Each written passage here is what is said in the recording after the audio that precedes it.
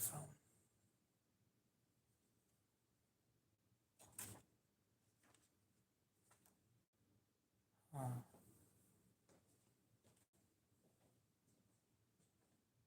Interesting.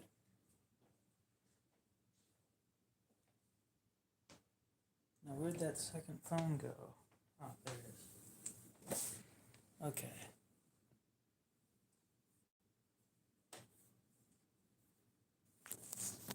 Very funny. That's not what the KO stands for.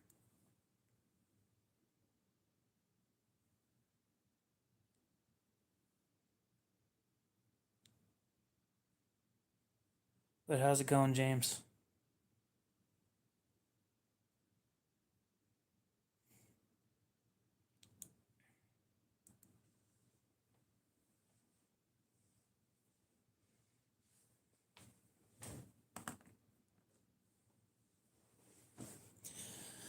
Going just fine. I forgot to start a list because I didn't know where my pen was, and then I found where my pen was, and now I got to start the list. So this list is all the knives that I've sharpened on that 500 grit diamond lapping film.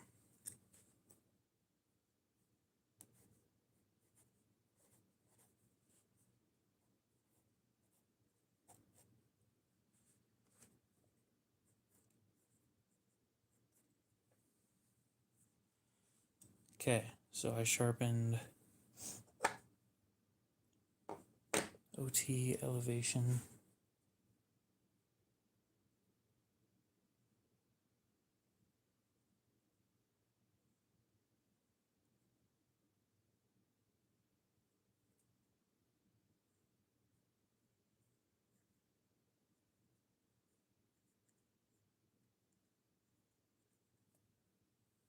Um,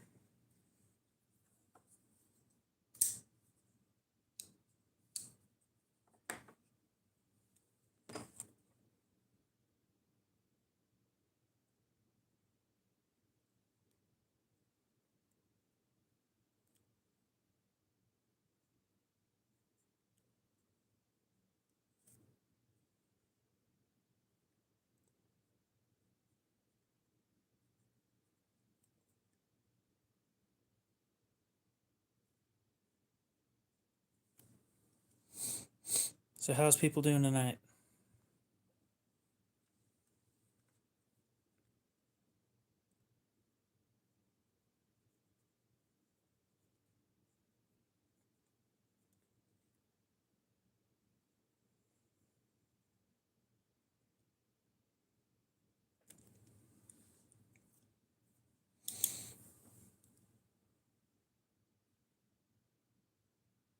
Chris Reeve, Small and Cosi.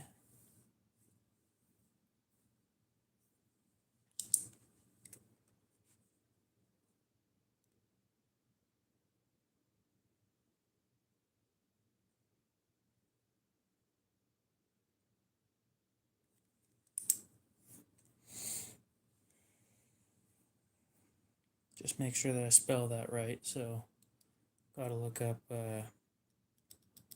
spelling real quick.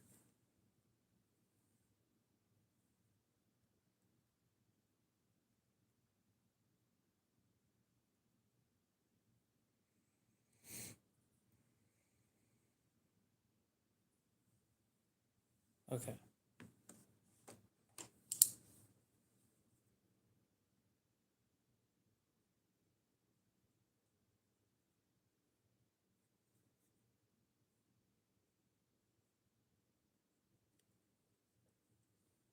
KOSI.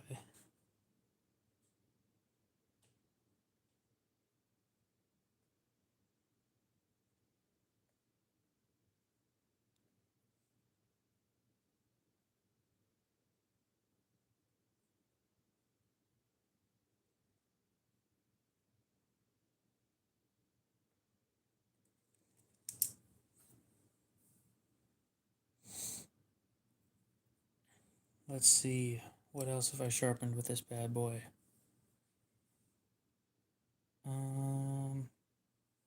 I need to do the Swiss Tech. Actually, does that cut paper cleanly?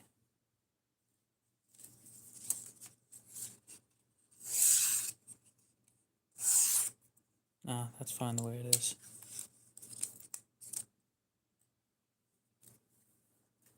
We'll leave that one as is.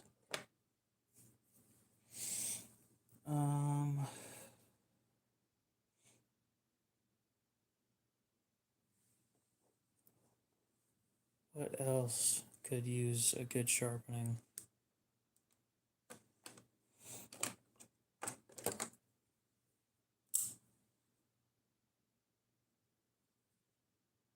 No, that one has a beautiful edge. It doesn't need it.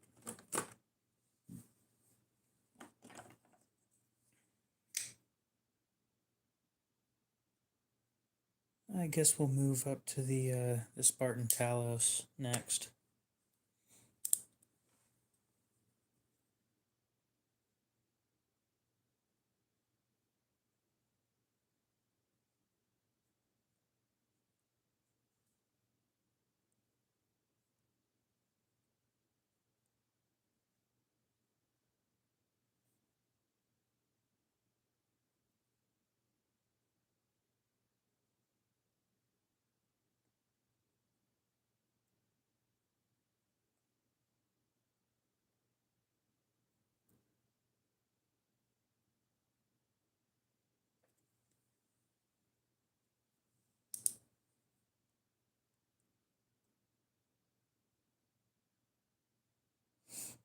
I guess we don't have many talkers tonight. Oh well.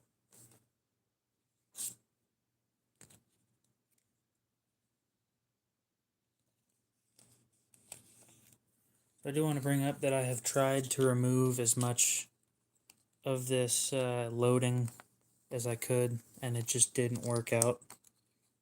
So unfortunately, I can't recommend these ones.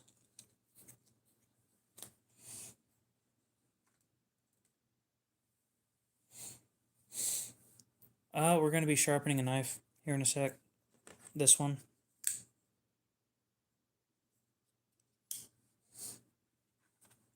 We're doing sharpening testing on a sharpening set that I got. See how long the set lasts before it needs replaced. Supposedly, from everybody that I've heard, on all accounts, these things last like 10 sharpenings, but on my last one, I think I got through like 20 something. And it didn't need replaced, but they sent me new ones to test, and now I gotta test the one that I actually liked.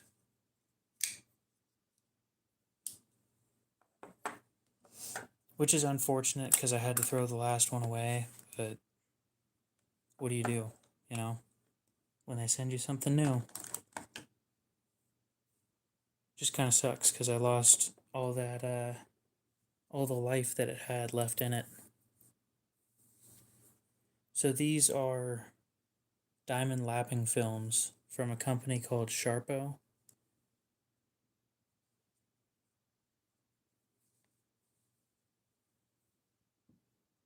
And yeah, they work great as long as you use them right.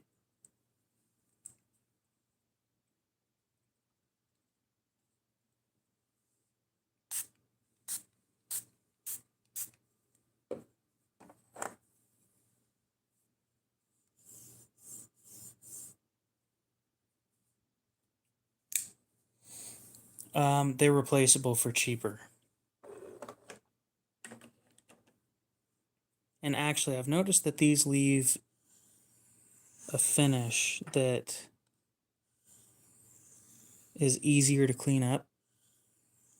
And by that, I mean they don't really leave a burr that's very large. It comes off nice and easily.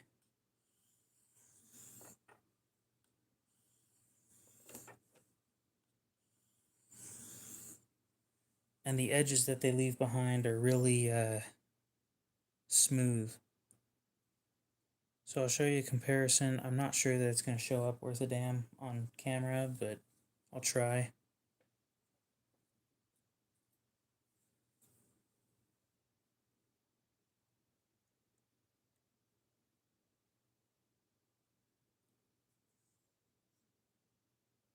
There's a lot more scratches on this side than there are on this side's edge. And the scratches are the big difference.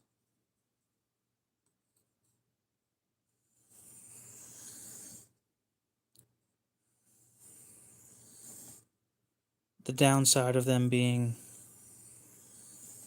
you can cut them and you need to take it slow so that you don't damage them.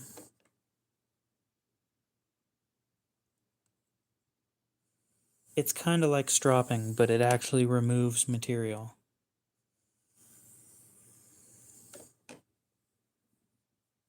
I actually prefer finishing on this 500 grit than this is a Spartan Talos in CTS XHP.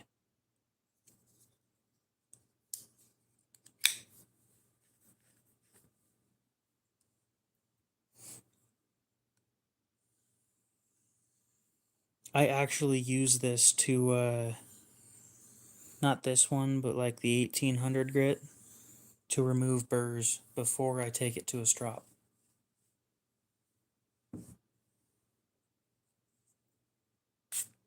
It works really, really well for burr removal.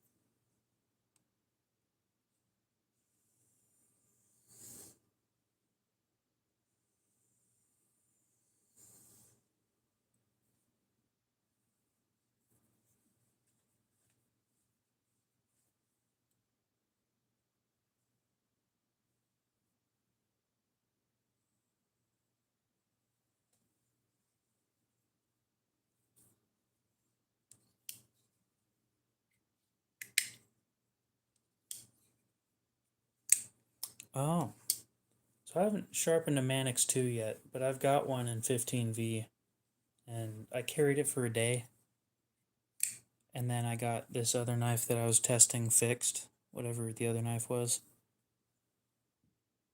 Now, let's see. You want it paper towel cutting sharp. Can I do it for you? Probably.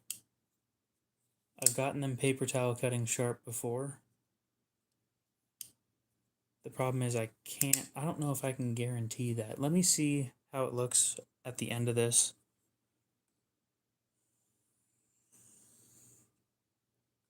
Spyderco edges are a little different. Just a little bit. And how much would it cost?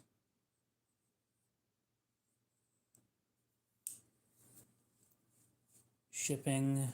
I charge everybody $5 for sharpening in person. So $5 plus whatever shipping costs. Please be sure to if you do end up deciding that this is how you want to go with things, insure your knife. I'm in Idaho.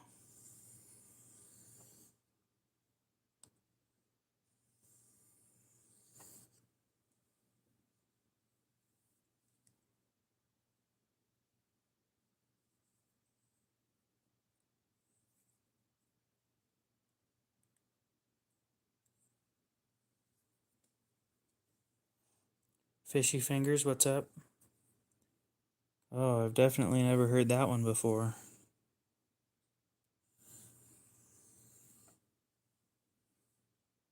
Ho ho ho, yeah.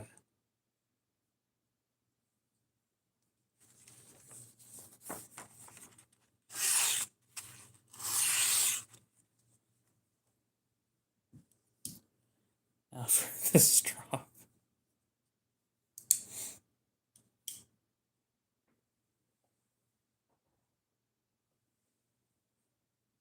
I hear that on a fairly regular basis, so.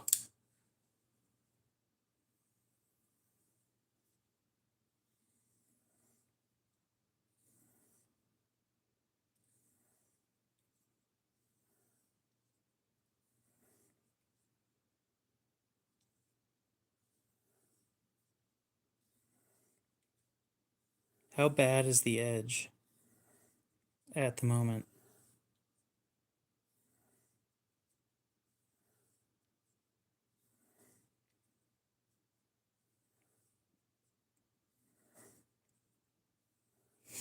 And turnaround time is, well, sure, factory, but is it like factory with use, factory and never been used, factory and only cut paper?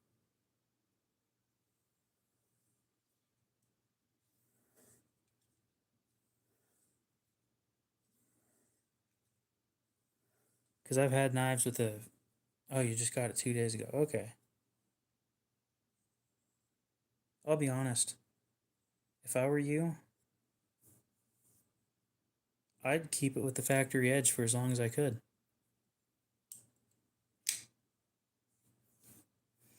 Spyderco factory edges are pretty impressive. I haven't had issues with factory edges from them. When it comes to sharpening, I'm removing material, so I mean that's how sharpening works.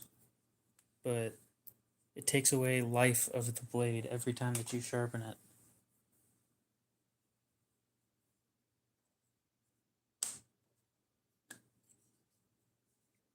So I would honestly recommend that you kind of just use it as is until it needs sharpened. So, being that I do this all by hand, my edges don't have the perfect evenness, right? I do it all by hand, and unfortunately, on this one, this side is a little bit longer than this side. So, I won't be able to do a whole lot better than Spyderco. I want full transparency on everything that I do. So, especially when money's involved, it's not going to be perfect.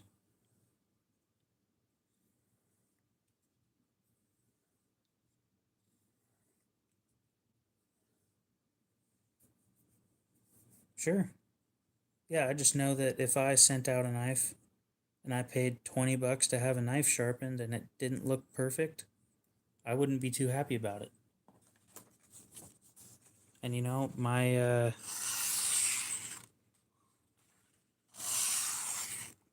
oh yeah. Yep. So this one's a 5 micron diamond emulsion.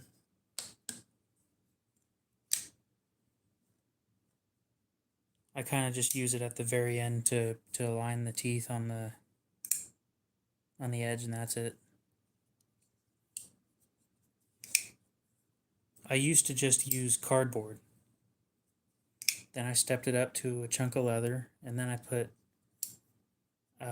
stainless polish on that leather, and then I moved up to diamond emulsion, and it works great. But yeah, I don't want you wasting the life of that knife. I'd much rather you get an enjoyment or a use out of it before it needs to be sharpened.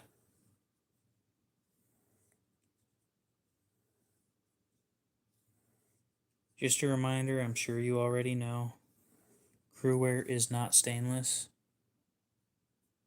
So try and keep it clean and dry. You'll start to notice some discoloration over time, which isn't a big deal.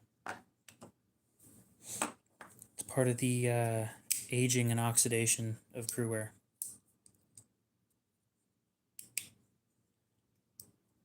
Sometimes I can get really close, but it heavily depends on the factory edge. Like this one, I kind of followed the factory edge, and the factory edge wasn't perfect, so my final product wasn't perfect.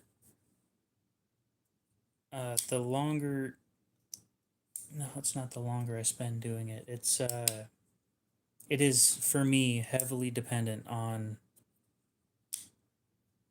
how the factory edge looks. And complete honesty, if I were to make it symmetrical, I would remove enough material that it probably could have been sharpened like 4 or 5 times. Maybe less, honestly. But I'm not going to lead you on and say that I can do it quicker than that because I'm not sure. I just stick with the factory edge most of the time. Factory angle, not factory edge. Civivi does pretty solid factory angles. So every time I get one of these, it ends up pretty good.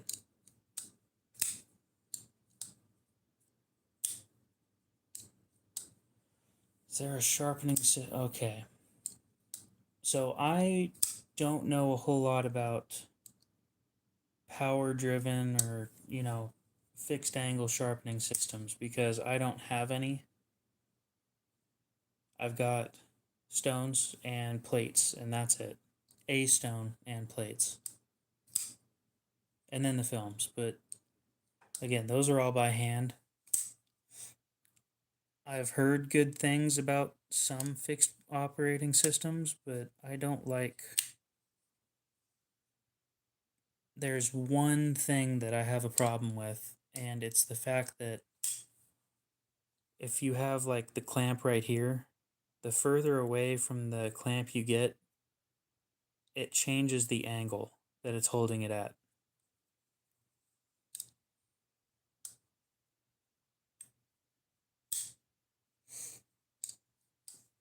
And that too. It all depends on how much effort you put into each side.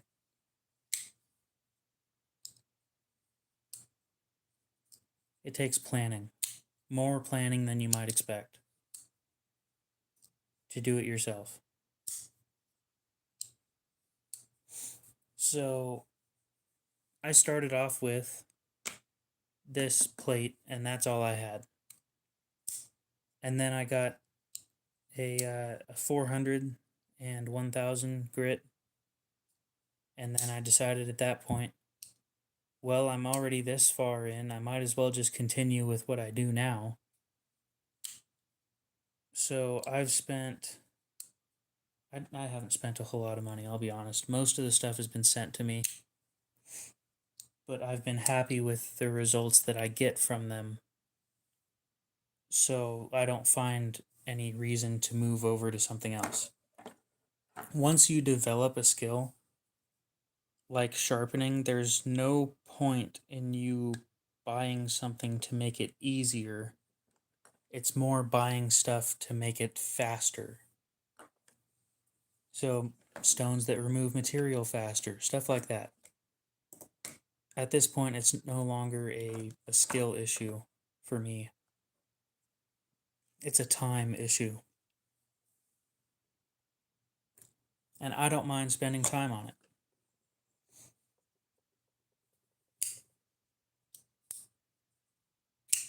So I'm a fast learner naturally, and I'm not trying to sound like I'm an expert or anything, but a lot of the things that I've learned quicker than the average person. Like driving, I learned pretty quick. Skiing, I learned pretty quick. Sharpening was no different. However, the amount of knives that I didn't screw up terribly, right? They were all fixed. But I think I went through like 4 or 5 where I failed miserably. And then I started getting decent at it. I'm getting better. Every time that I do this, I get a little bit better. A little bit better angle, holding ability, a little bit, just better in general. That's muscle memory, but the only way I can think of telling you is when I'm holding this, I'm going to be holding it like this. My arm is in one position no matter how I twist it, right? It won't move because this isn't moving. My elbow moves and my shoulder moves, but my wrist, I don't let it move. You have to lock your wrist into one position, and the other stuff you can move. Elbow, the shoulder, that's perfectly fine. That's how you get as you'll notice things, like if I'm holding like this, when I lift to get the tip, that is me lifting my shoulder, or my elbow is going up like that. You guys won't see what I'm talking about because there's no point in pointing a camera at my elbow, but here's an arm, right? I'm holding it like this, and I'll lift my elbow like this. The elbow moves, the shoulder kind of stays in the same position, but the elbow moves up and down. It doesn't move like, how do you explain that? Outdoors 55 is the channel that I learned the most on. He's got a solid channel with better explaining abilities than I have. That's who I recommend watching to learn from. It's where I learned most of my sharpening skills. And then I just practice. Most of my practice has been done on camera. I don't sharpen serrated blades because I don't have the tools to do it. But on all accounts of everybody that I've talked to about it, it's a pain.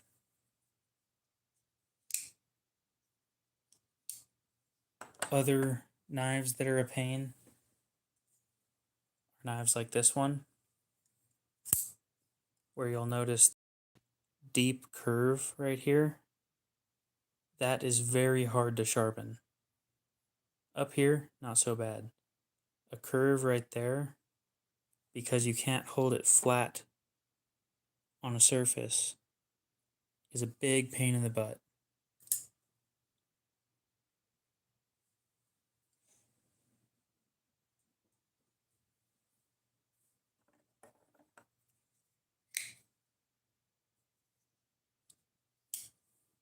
Oh, time to add a knife. Oh, I already added that knife.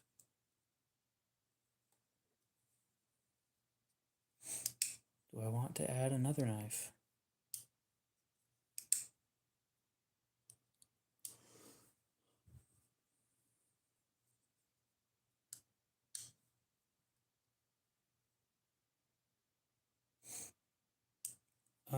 Depends. So for me, sometimes I just don't.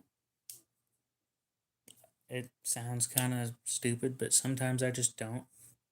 Some people use ceramic rods. So you get a rod that looks kind of like a pen right here, but the whole thing's just ceramic, and then you hold it at an angle and just, you hit all the sections that this round thing will hit that your flat stone won't. In my experience, I've tried using the corner right here, and it just doesn't end up working out right. So overall, I've made a decision that I just won't sharpen those. Like, I can't get somebody to pay me to sharpen them. This is the only one that I did it to, and I completely removed that section. So if you look at a picture of one of these online, it's got that recurve, and I just completely removed all the material in that area to fix it. And now it's sharp, because that's a flat spot now. Well, it's 500 grit, but...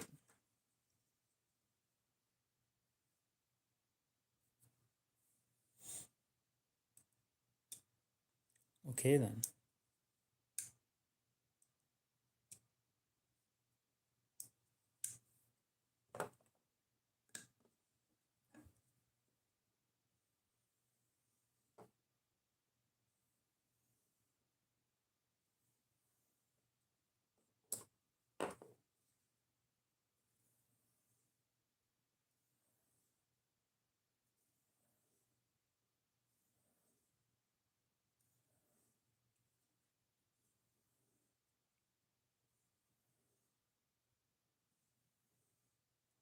Wonder what's going on that's got people not watching tonight. Oh, interesting. I chipped the tip on this somehow. Wonder how I did that.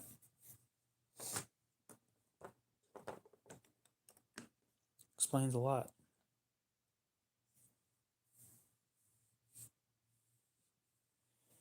So I personally have issues sharpening blades that are over 4 inches. The few that I have done, it takes significantly longer, which isn't a big deal, but you have to do it in sections. You'll do it in like 3 to 3.5 inch sections and just go back and forth at the same angle. And then you'll move up and go back and forth at the same angle. Then you'll move up further, and by that point you'll be at this section of the blade, and you'll need to go back and forth. And then once you get close to finishing, you'll notice that the sectioned off areas, the grinds don't look the same. So you'll do a few passes, and I'll show you an example on this one, but just imagine it's like 3 times longer. Right? So you'll start at the tip, you'll put your finger on the tip, and then you'll do a long pass all the way across the whole blade. And it'll line up all those sectioned areas.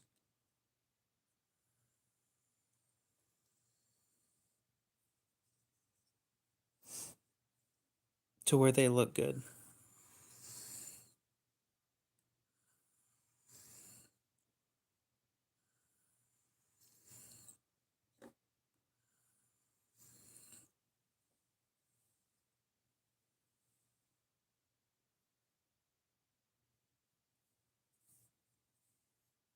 Convex.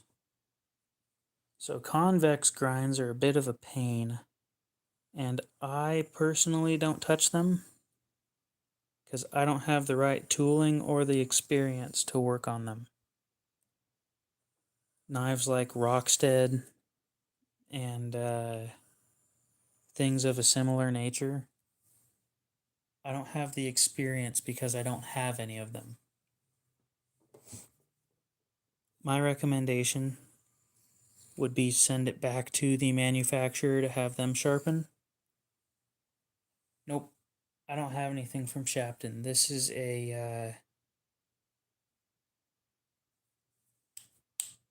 Sharpo diamond lapping film. So you're not wrong about the glass. It is just basically diamond encrusted tape on a piece of glass, but it works great. I've been happy with it.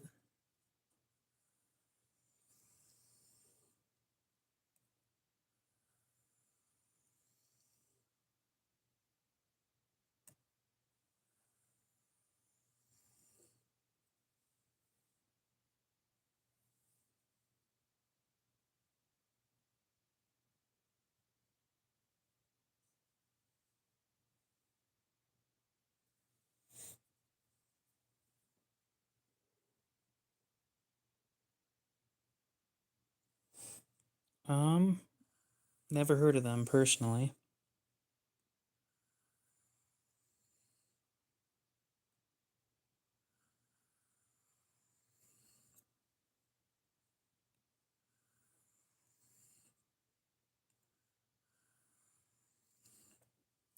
Let me look into it real quick.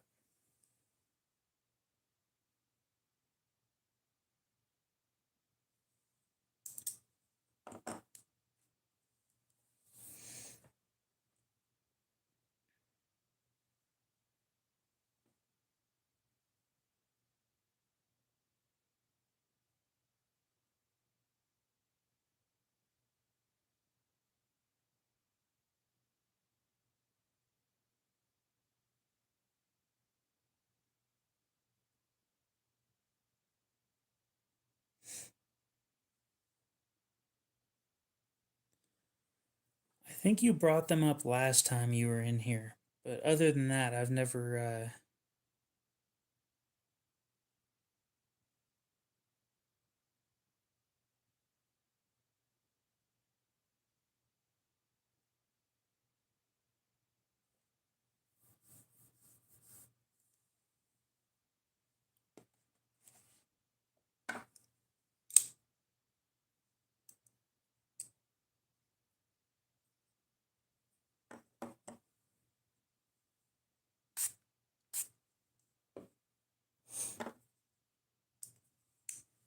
I haven't seen that. I'll look it up though.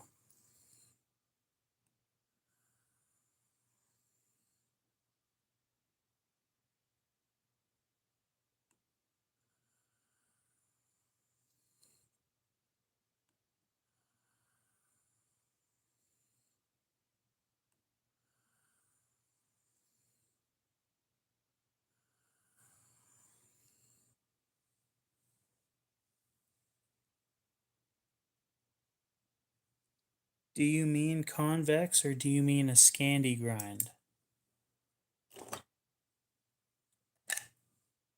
So this is a Scandi grind where the whole thing is just flat down to the edge.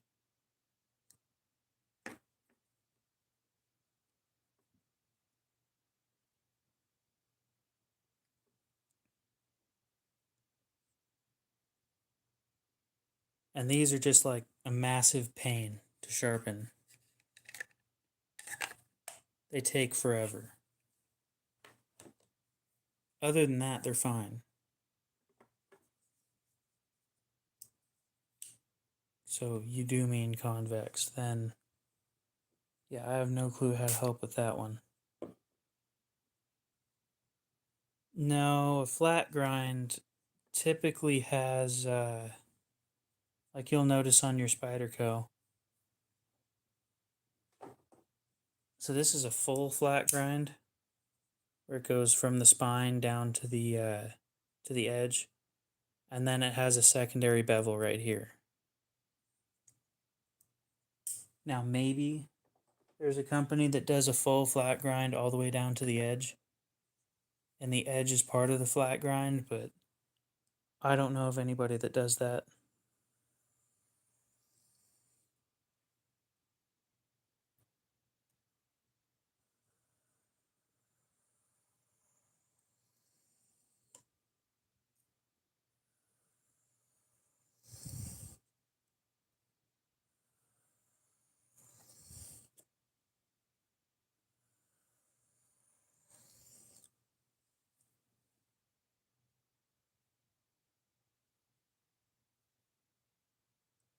I wonder where that chip came from. It's actually a decent sized chip, too.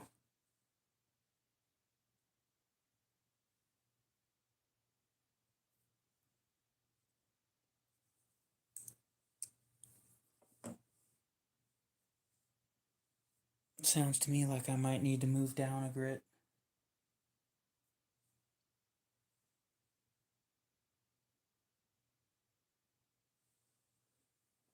Which I think I'm going to do real quick. We're going to go soak a stone. Or I'm going to go put a stone in the sink and soak it, and then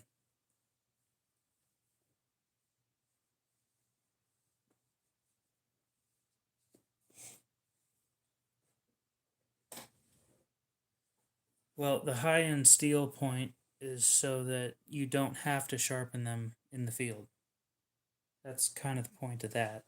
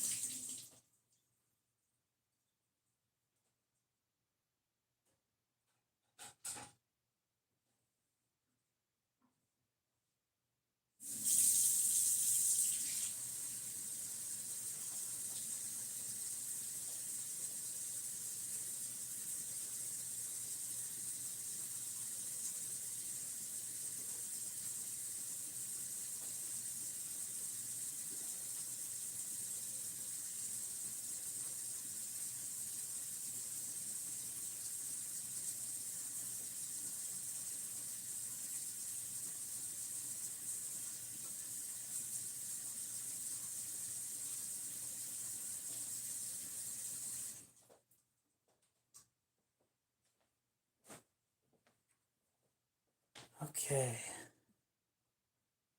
So yeah, the whole reason to buy a knife in a more high-end steel is so that you don't have to sharpen them out in the field, right? Or maybe they're tougher.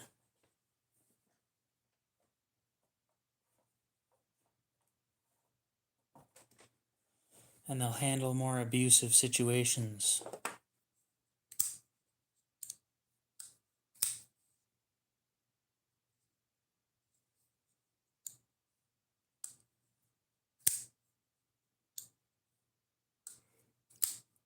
I'll be honest, most situations a strop should bring back your edge. Unless you have a chip taken out. If you don't have a chip taken out, then I'm almost willing to bet that like a 10 micron strop will bring it back to sharp.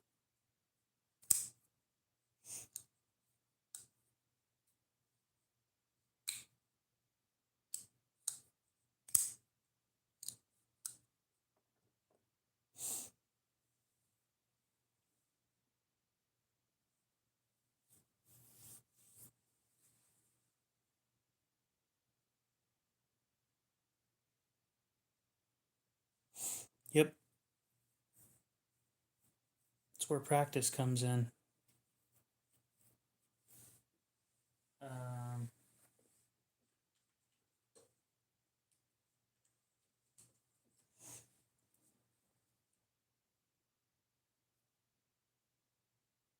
like 1500 grit or something, maybe 1600.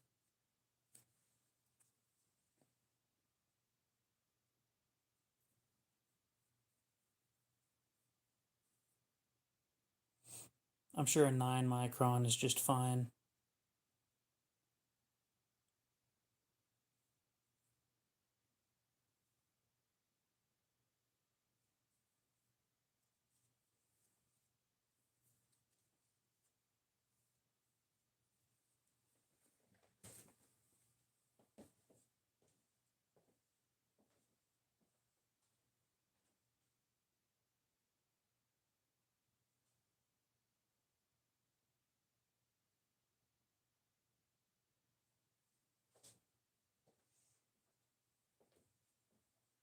The stone is still bubbling.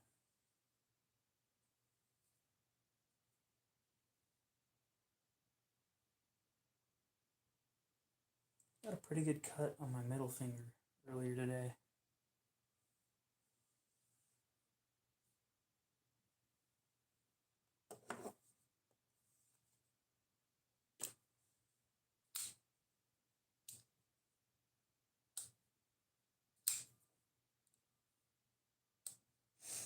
Well, here's my recommendation. First of all, let's see, is it the Precision Adjust Elite or the Precision Adjust Professional? Because there's a big difference between the two. One of them costs like 130 and the other one costs 250.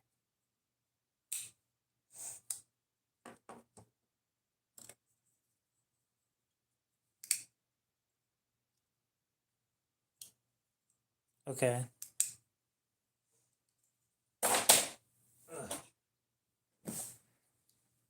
Yep, that didn't have a handle.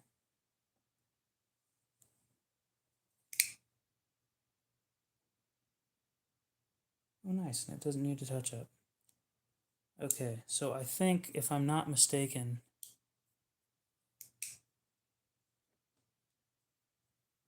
that one has an issue. I think they all have an issue where if you push down hard enough on the stone against the blade, the arm that's holding the blade in place flexes, and then instead of having a consistent angle, you're having a different angle. So my thought, what I always do, the amount of pressure I put when sharpening is I put about 2.5 pounds of pressure, which isn't a lot. You don't need a lot. And then I take my time with it.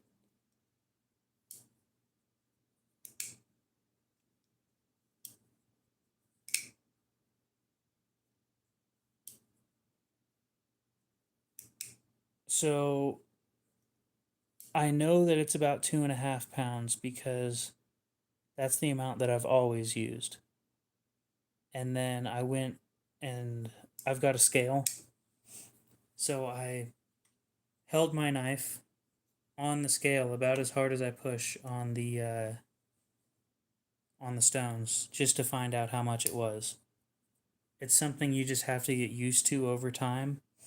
Or another option, if you really want to go this far into it, buy a scale, stick your stone on the scale, and then zero out the scale. And just check constantly how much pressure you're putting on the blade or on the stone. I'm assuming that the precision adjust would work the same way if you just stuck that on a scale.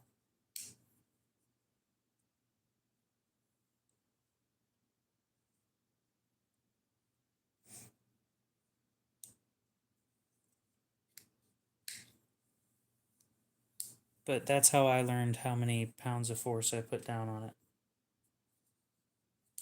Like the simplest way that I could figure it out.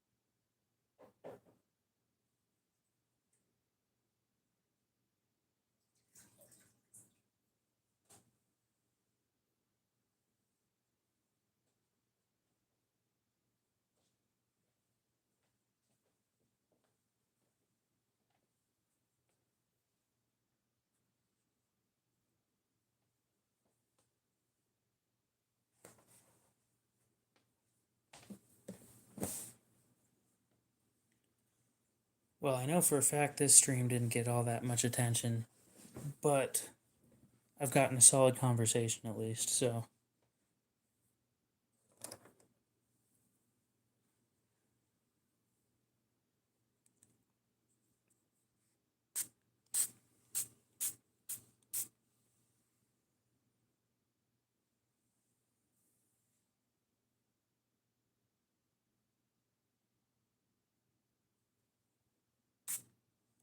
I've watched his stuff a few times.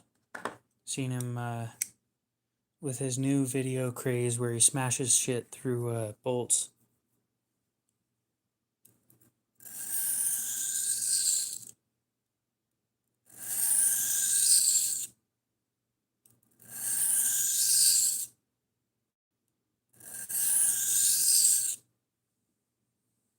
Abdullah, welcome back.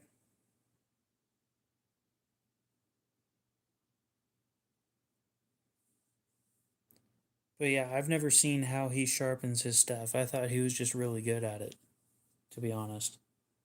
I didn't know that he did it on a fixed angle type thing.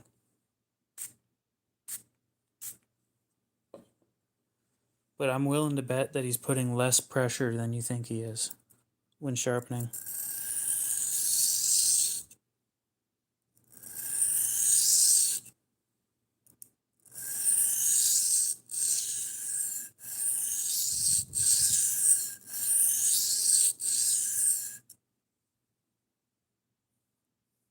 Oh, one of the field sharpeners.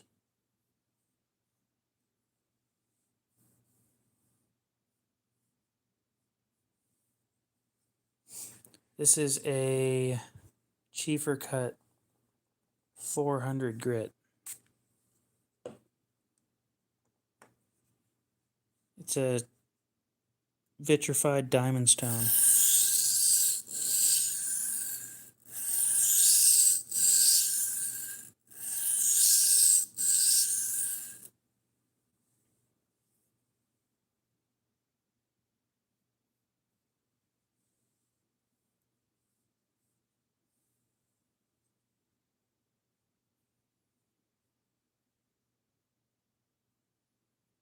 I really do love this stone.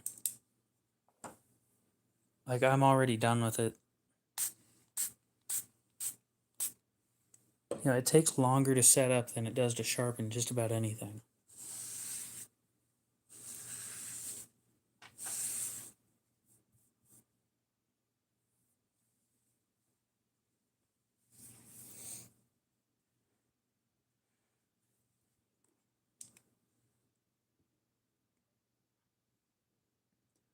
Yeah, if he does everything on a field sharpener, first of all, impressive. Second of all,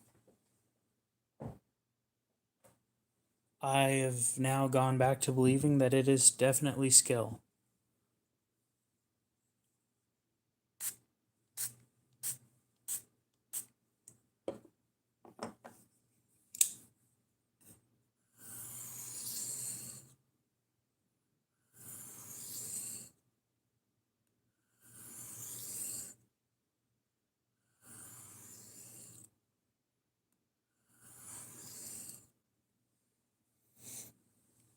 That last one is I forgot how to spell it. Or I forgot to spell it for you guys. It is a Cheefarcut 400 grit. So this is how you spell it.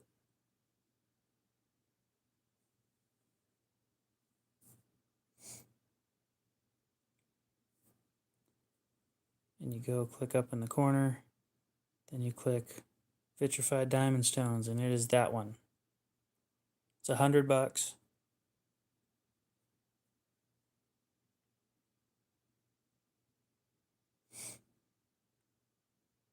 It's a solid stone, though. I appreciate it. Brings out all the chips really quickly.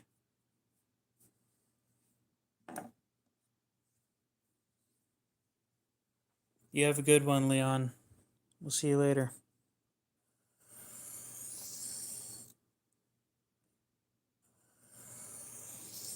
It cuts quickly, though. It's a 400 grit. It cuts like a 300 grit. And finishes at about 600 to 800. So their excuse for calling it a 400 grit blows my mind, but I don't think it's, I don't know. It cuts really fast.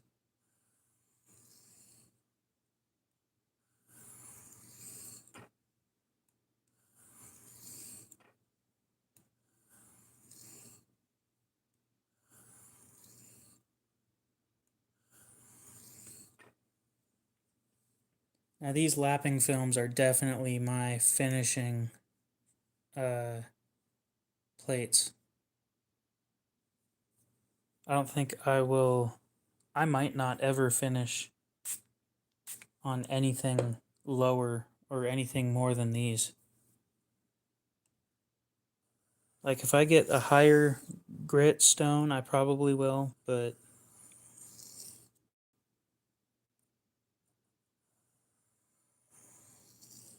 this 500 grit I'm really happy with.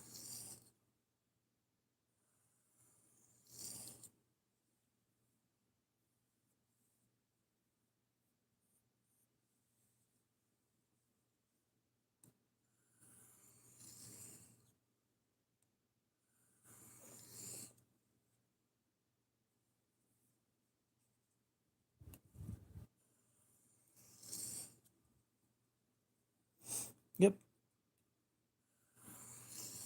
I can finish.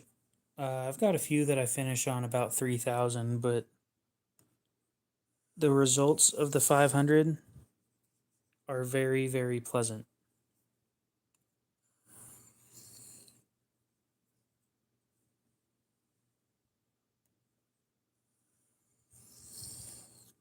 The Cheefarcut sounds like 800.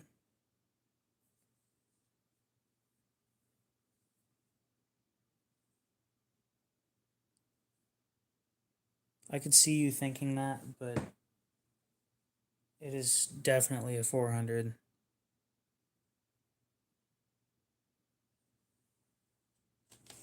or better way of putting it, it definitely isn't an 800. Oh, the lapping film? These sound different, so they don't have an aluminum or steel base. This is just sitting on a piece of glass. Like, it is stuck to a piece of glass.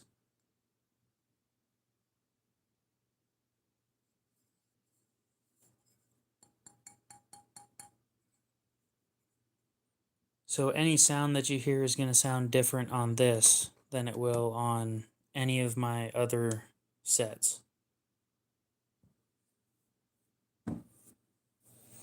Yep, I'm stropping next.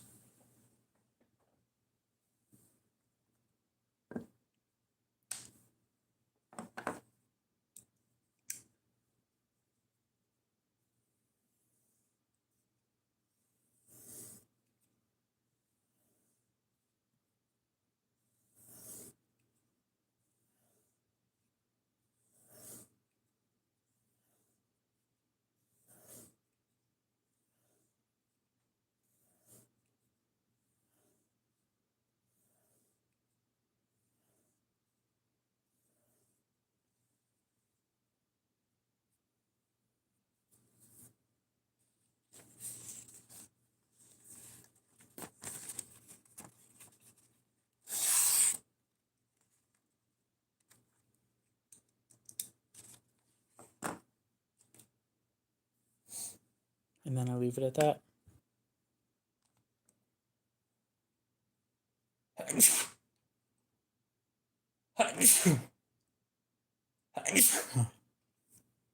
Damn.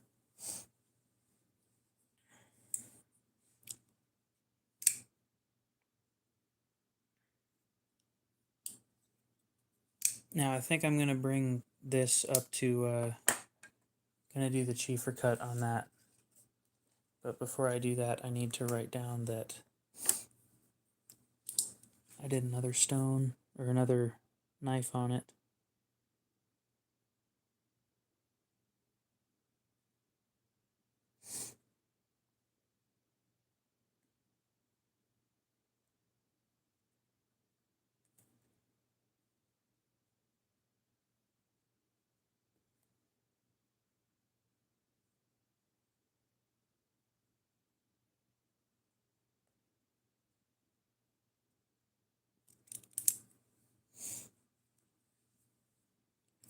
And then we're going to do the Spartan Talos on it again.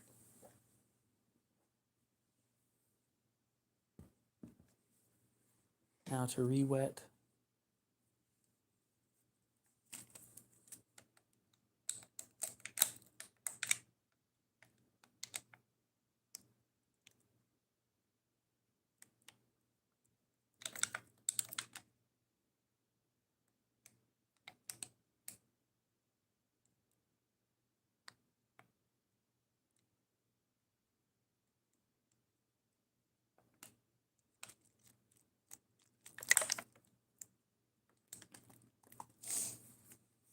So they claim it's splash and go, but it's not. The Cheefarcut isn't. The lapping films definitely are, but you have to soak this thing.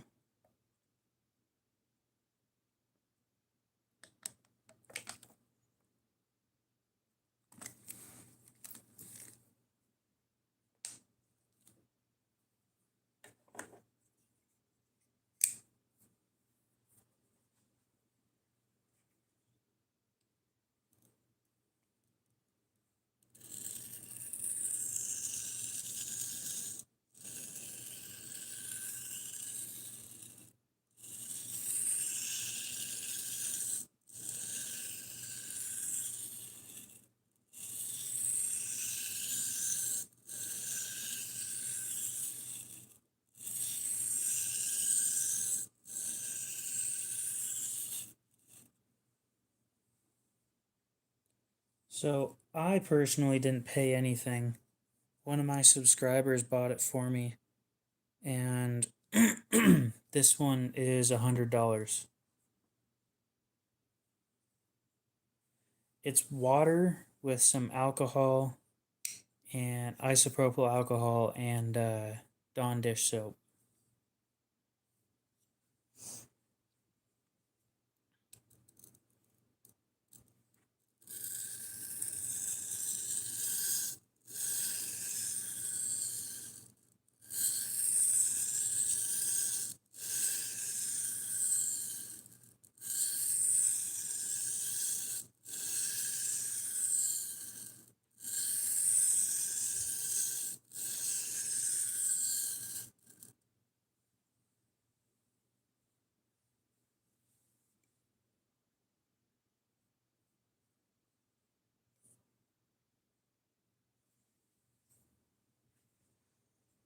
But it is mostly water with a few drops of Dawn dish soap.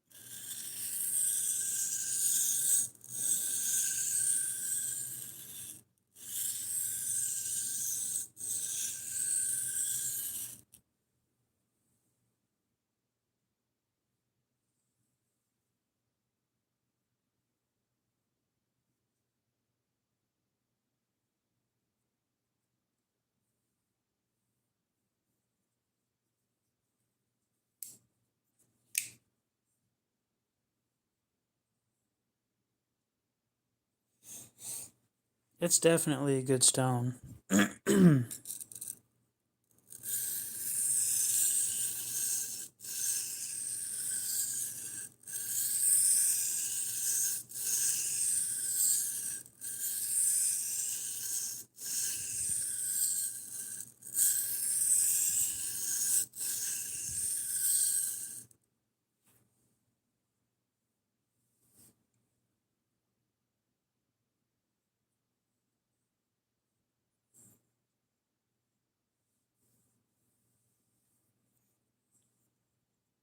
Oh, this definitely isn't natural. It's a sintered diamond stone.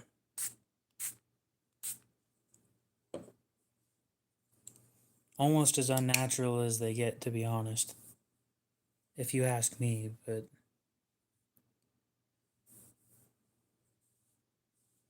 yes, an actual soft stone, not a plate. I get it.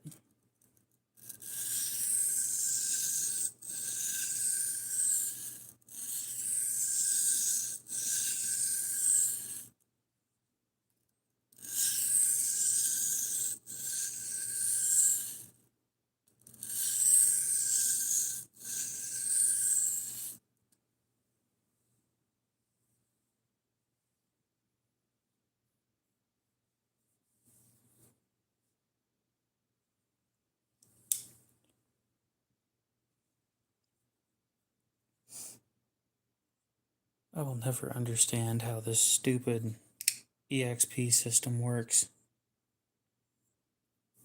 I thought it was dumb to begin with, but my god, people that just joined get into first place so fast.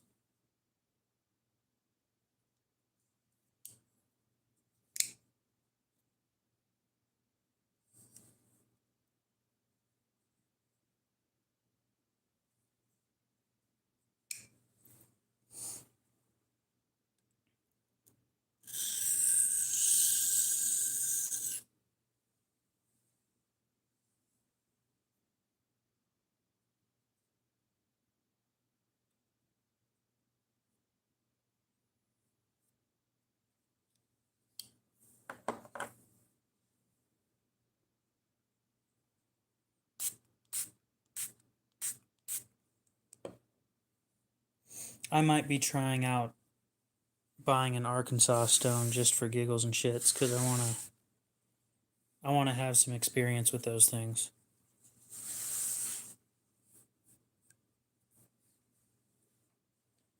Now let's see if I left any gouges this time.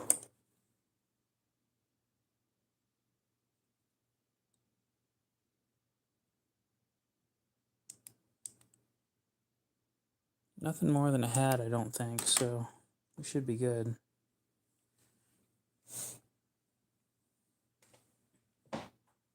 Now I expect one of the actually natural stones to be a lot easier to dish out. Tyler, what's up? How's it going?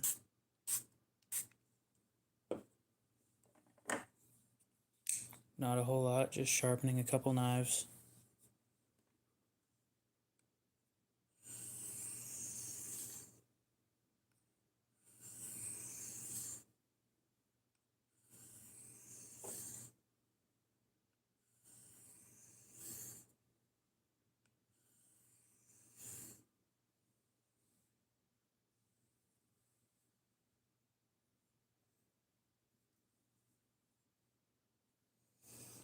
I'm doing all right. No big surprises or anything, so kind of prefer to keep it that way.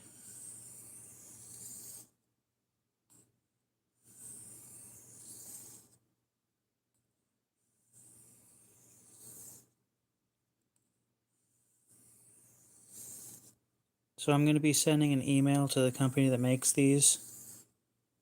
I've been pretty impressed with how they are, and I like the finish that they leave behind. However, the set that they make, if you ask me, is a little too expensive just to start with. So, the recommendation that I'm sending in my email is that they make a set of these that is only a 500 grit and a 1200 grit lapping film set with one piece of glass and the stone holder for about $40 instead of 4 different grits for 70.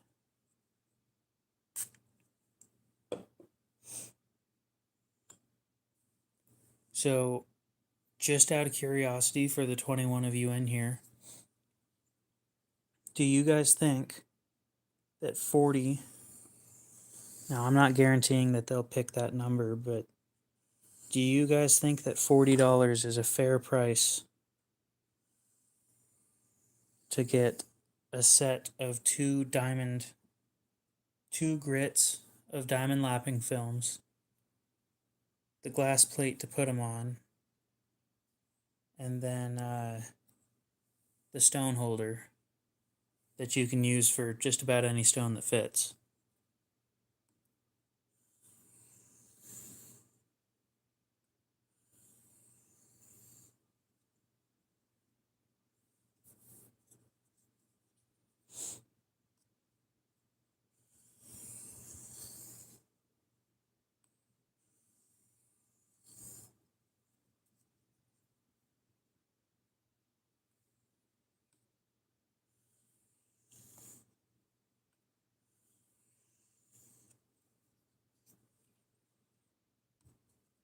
Well, glad to hear it's a good night.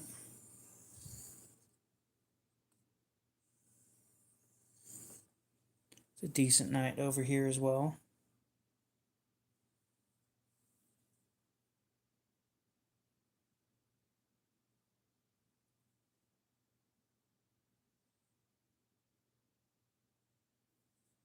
Not bad, not bad.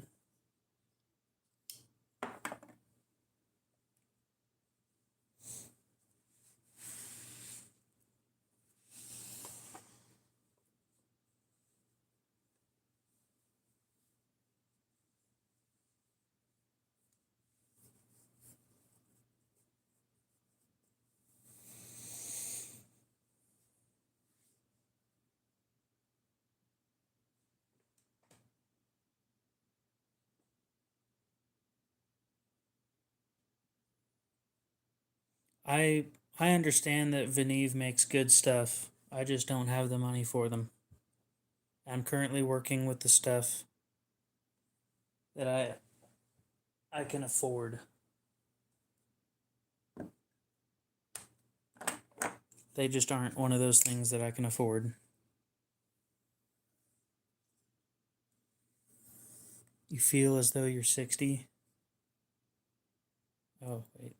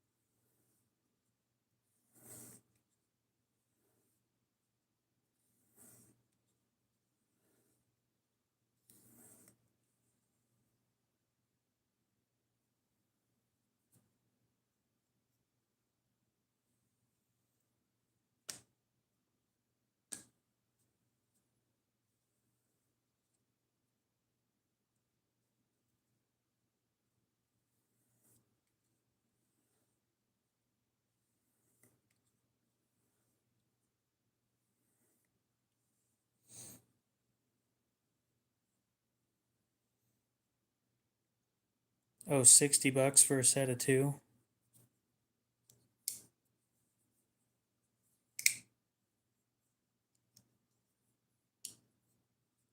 Yeah. I still think that 40, if they can do it for 40, would be fair. I'm also going to try and convince them. So at the moment, the last time I checked on their website,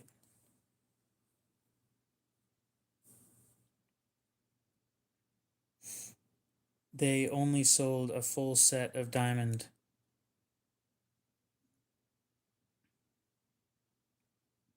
And they didn't sell, there we go. They didn't sell them singularly.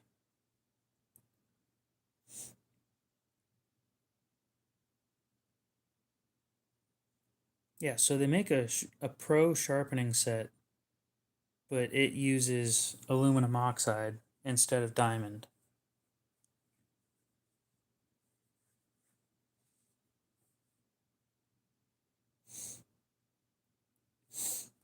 I might be able to convince them to do it for 45.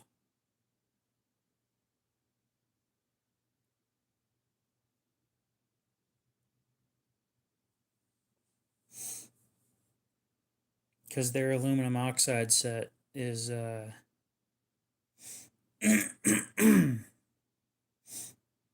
aluminum oxide set is 35.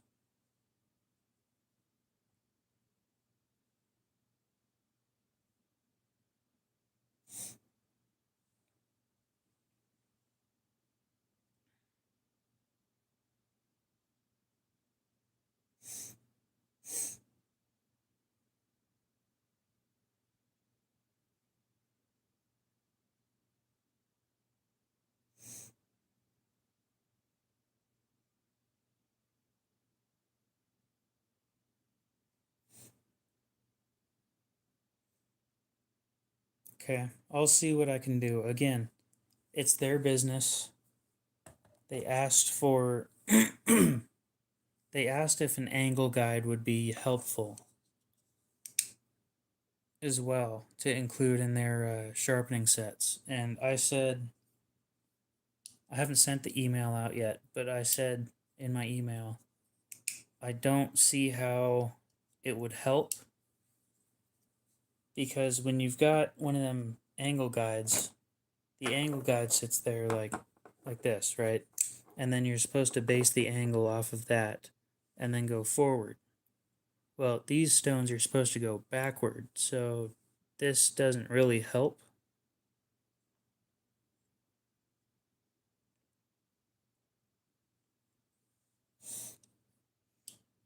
I did say that in the video that I make, I will be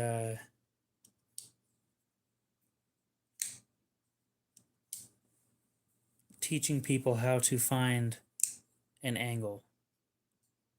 Specifically, whatever angle the knife already had.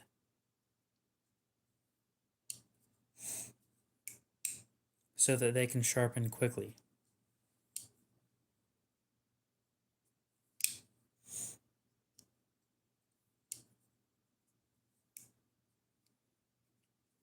Well, they've sent me free stuff. The whole deal was they send me free shit and then I make a review. Talking about them on the live streams wasn't part of the deal, but if I enjoy stuff, I'm gonna talk about it. You guys are gonna know. And honestly, I'm very, very happy with the finishes that I'm getting.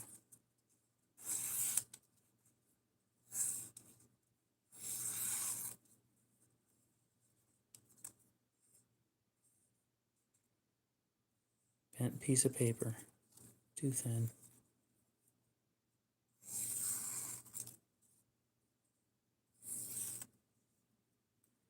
I'm just so happy with those results. How could I not tell you guys about this stuff? I'm not getting paid.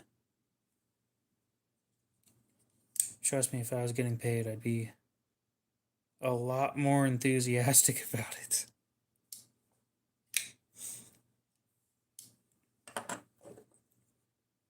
So let's see, we got to put that up on the test board because I sharpened it again.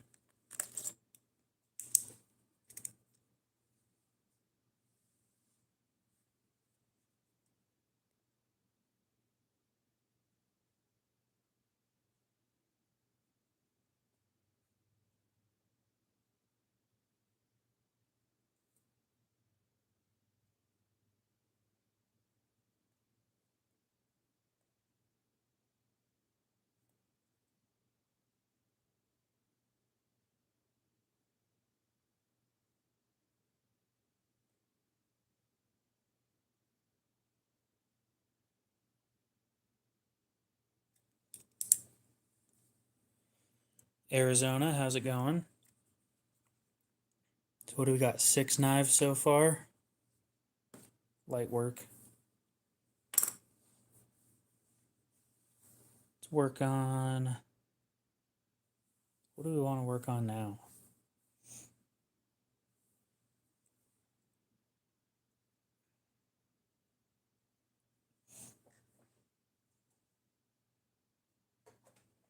Refinish my cryo too while we're here.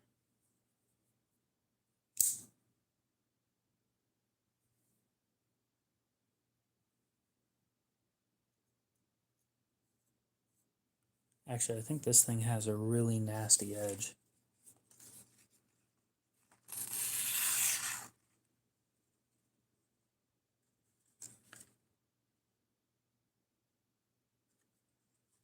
That can be redone. Or no. No, that one I'm actually happy with.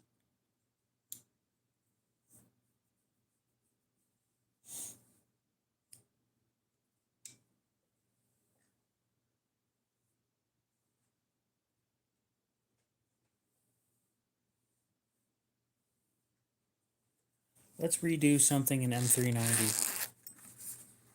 Not that it needs it, but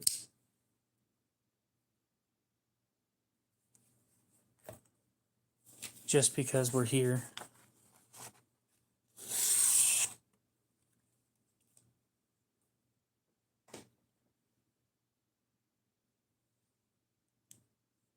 We'll refinish this at 3000 grit. But we'll start on the 500 until it's done.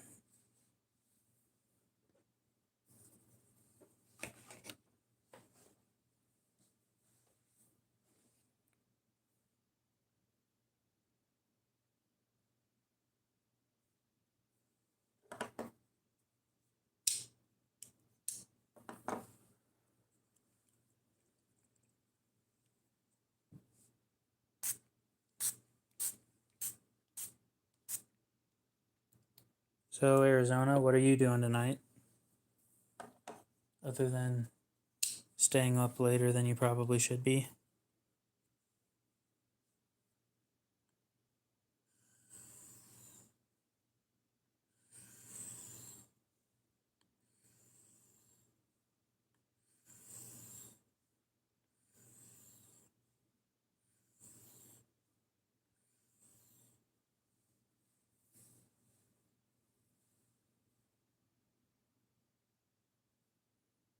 Already got a burr across the whole thing.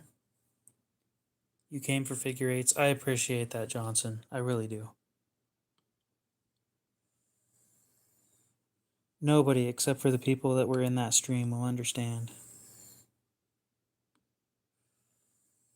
And I'm not going to explain it.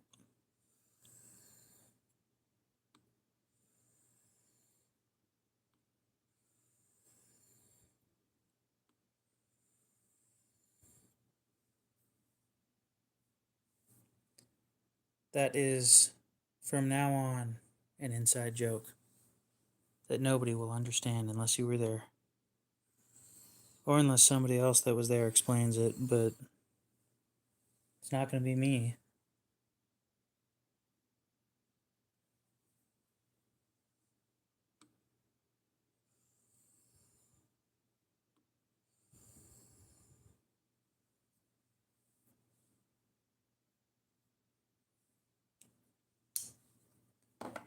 Okay, move up a step.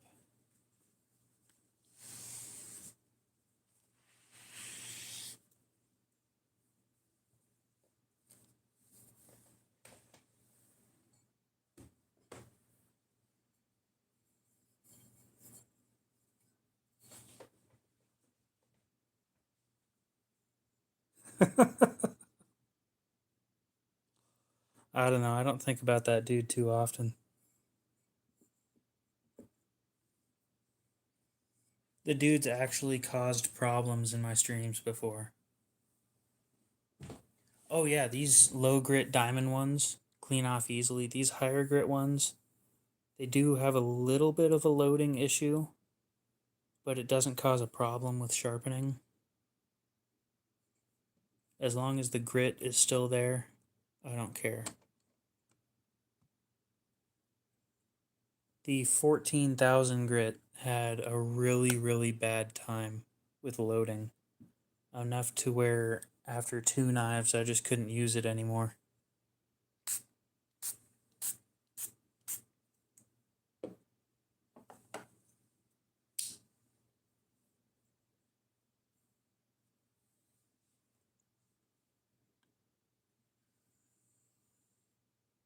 So this is an 1800 grit diamond lapping film.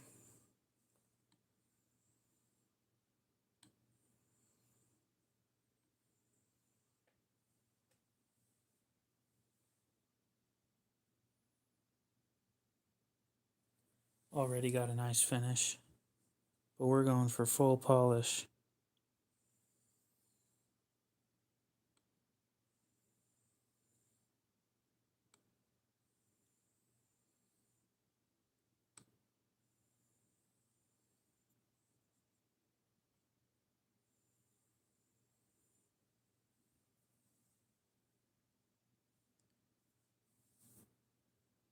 Okay, we'll see you in a bit, Tyler. This is Sharpo, Sharpo.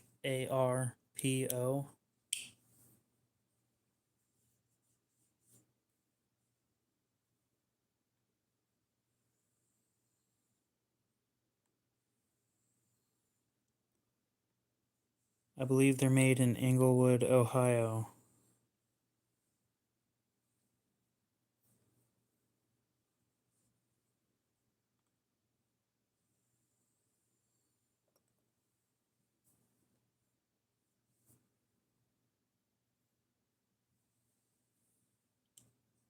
No, nope. I think I've told you before.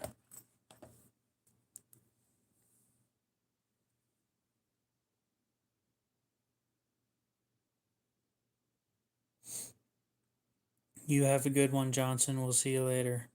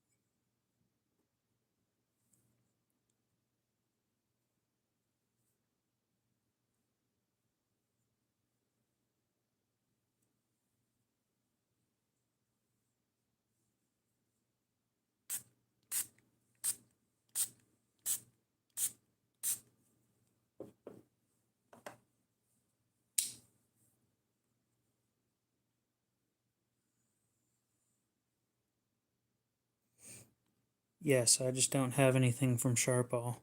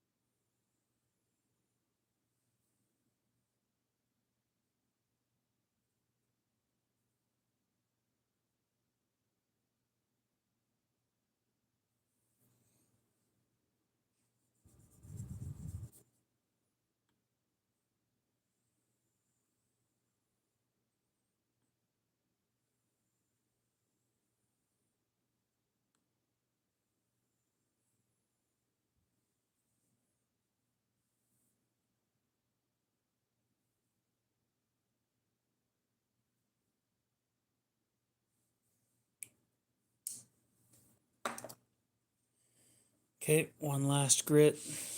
We're moving up from 3,000 to 8,000, which is the other one that needed more testing.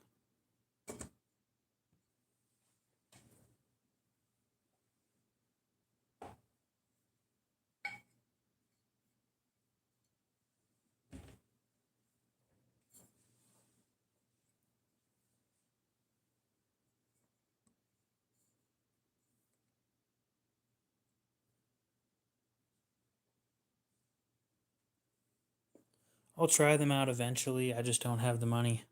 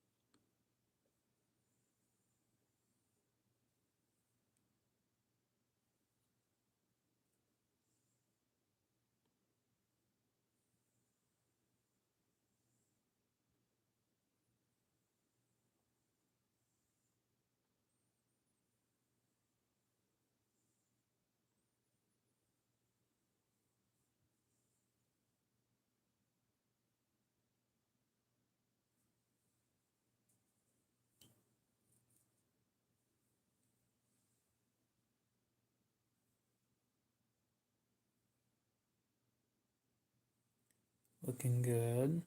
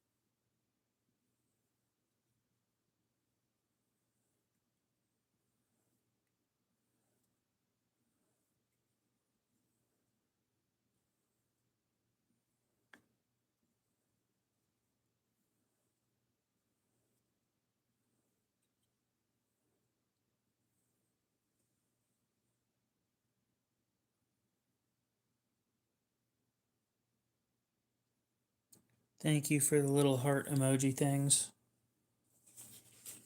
Yes, I noticed those while I was doing that.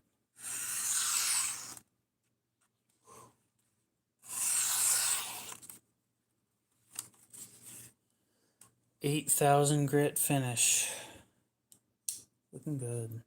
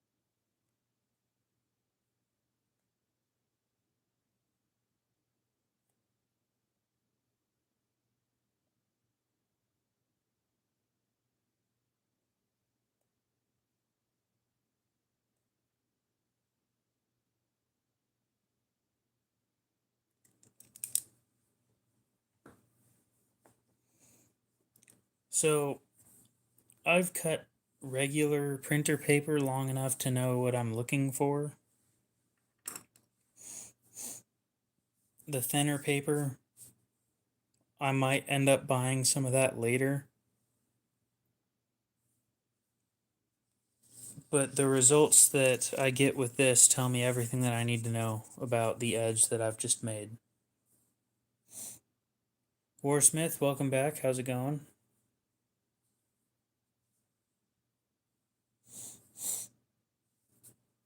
What is that? 7 knives now? 3, 6, 7. Yes, 7 knives.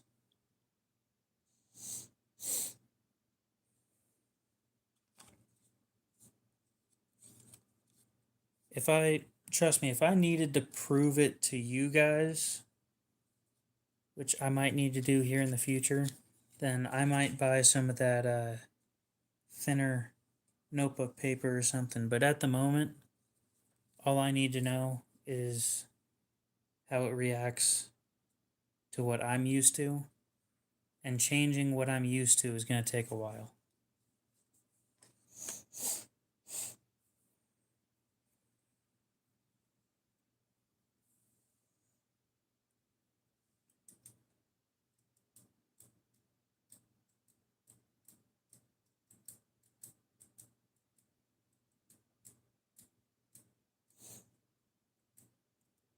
I usually do the shaving test behind the camera. You guys don't usually get to see that.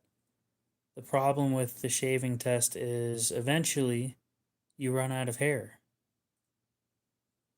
That happened about last week or the week before or something, and now I'm on letting it grow back until I can start doing the testing again. Don't get me wrong, it does grow back fast enough, but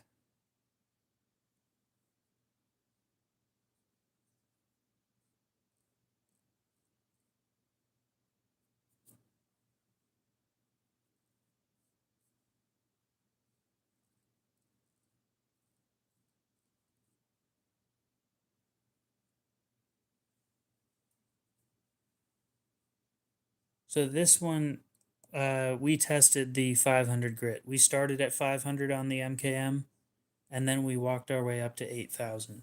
So, but this is specifically the test for 500 grit.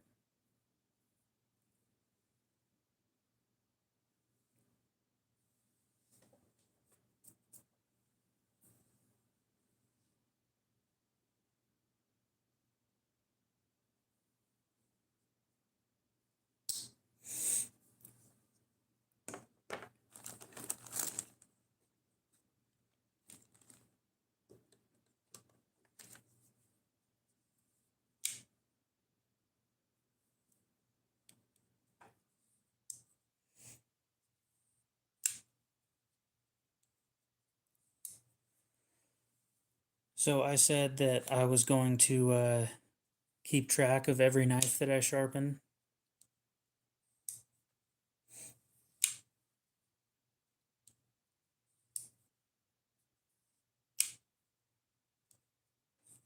So that's what we're doing here.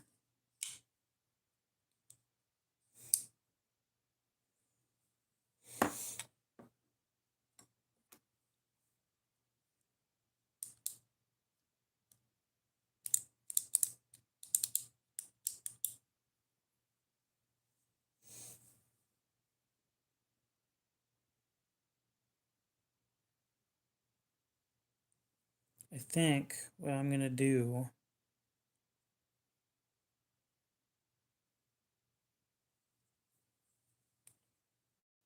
is over here I write TU or,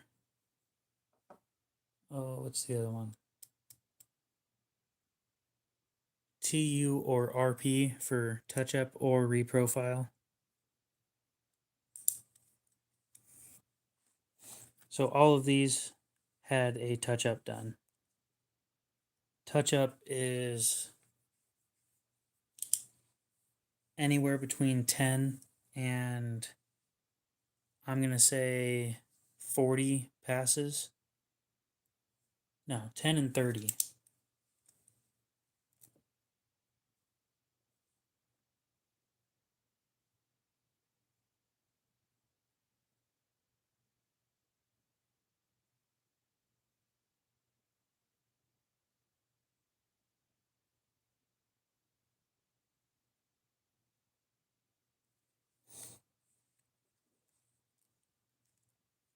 Let's see. None of these had actually. The small and Cosi had soft steel. All the rest were actually decently heat treated.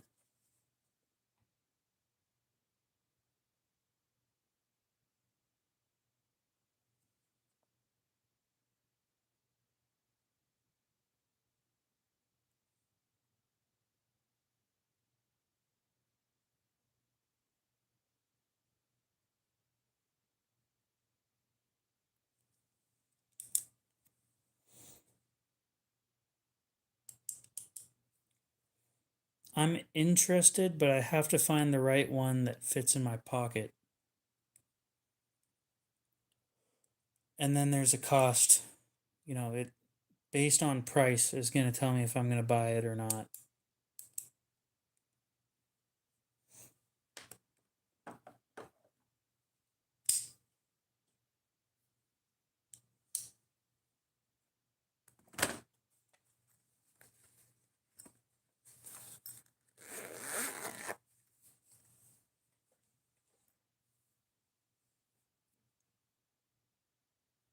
I used to carry a neck knife,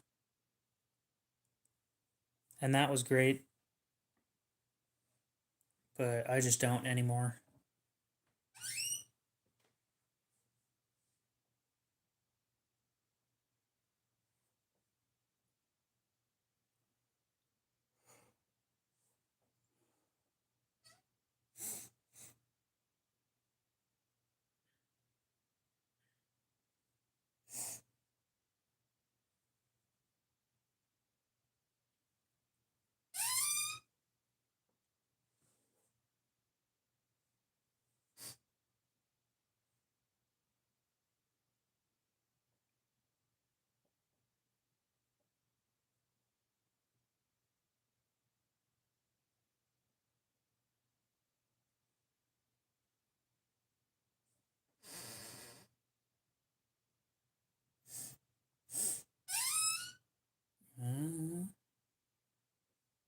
This damn chair.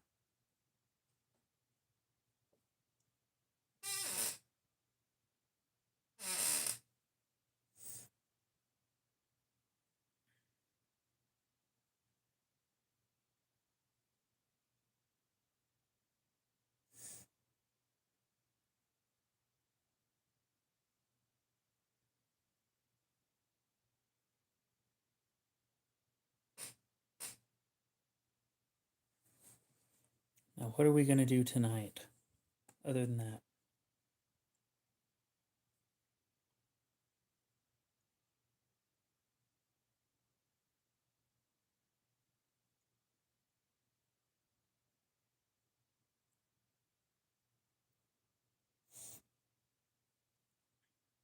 Well, I have a Bradford. I just don't have an ulti clip or whatever for it.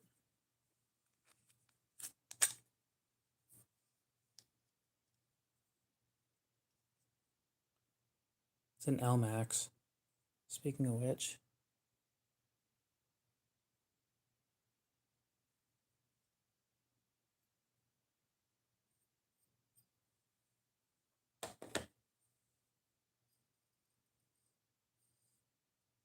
yeah, that shit's shaving sharp.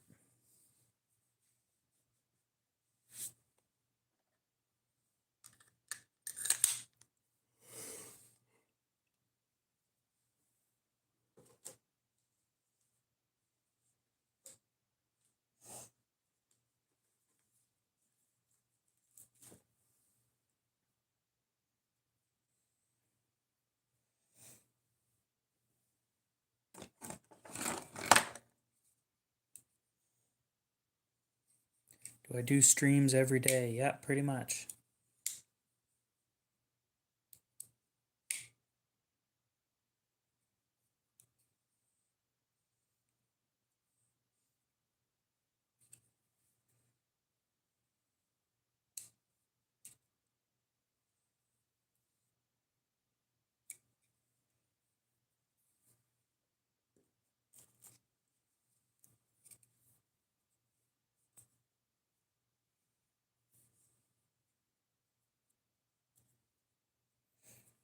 If not every day, then almost every day.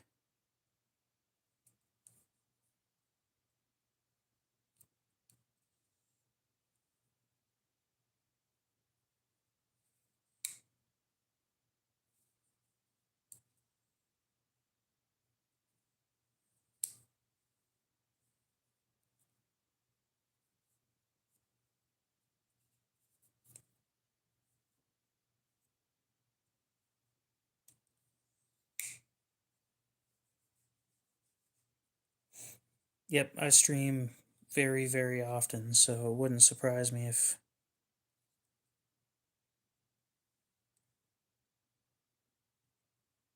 you watch me often that you'd think I streamed every day, because I pretty much do.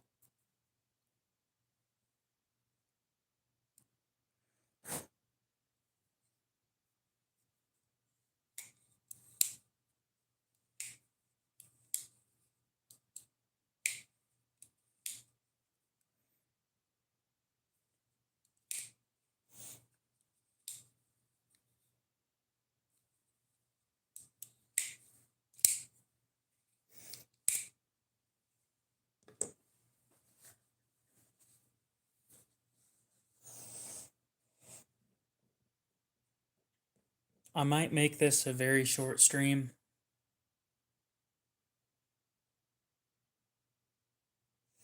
I have stuff I need to do tomorrow on Wednesdays and Saturdays. I have stuff that I need to do.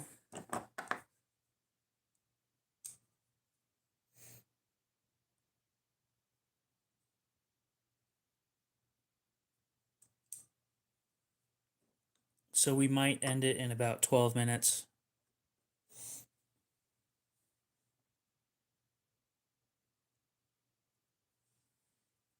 I'm still waiting for my Para 3 blade to come in.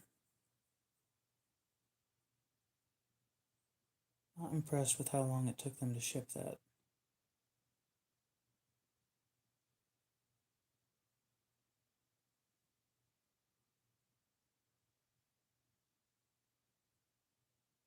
And then right after the stream, I'm going to post on Instagram, then post on Facebook.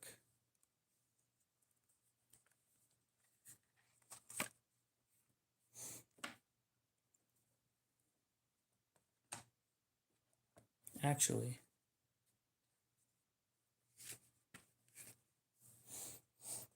let's do another knife real quick. No. This one's a chisel ground knife. I don't want to do that. As for you, no, you look fine too.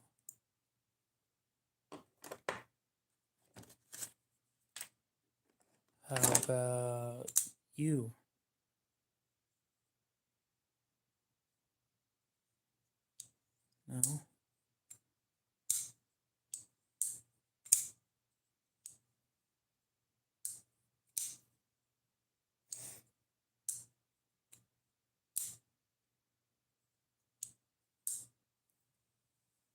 I'm going to try and fix the detent on this knife.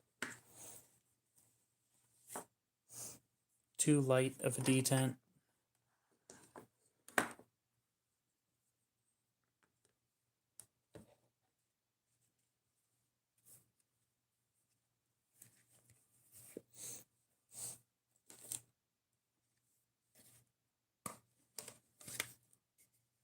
T8, T6.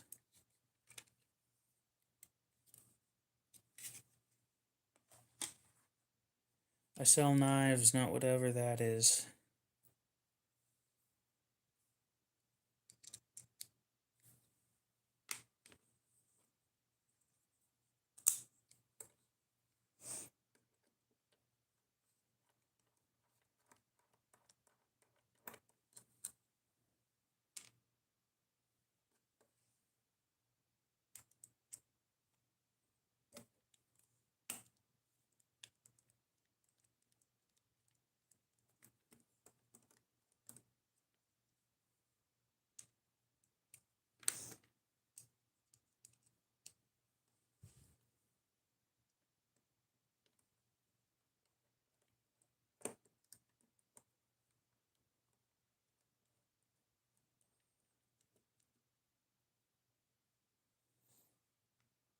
Why no strop?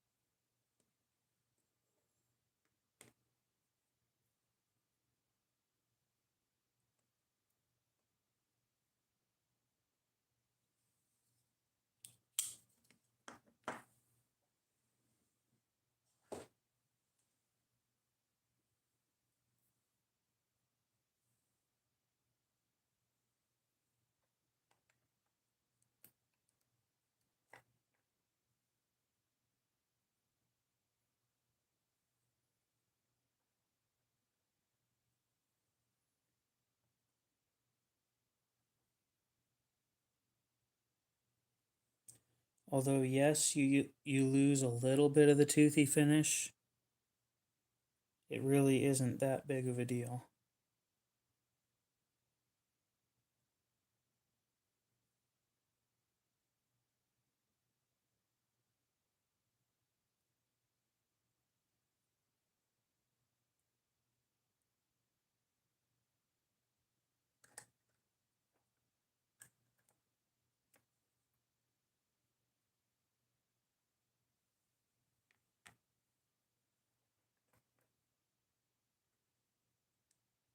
Certain knives prefer that toothy finish, certain knives don't like it. It all depends on the steel.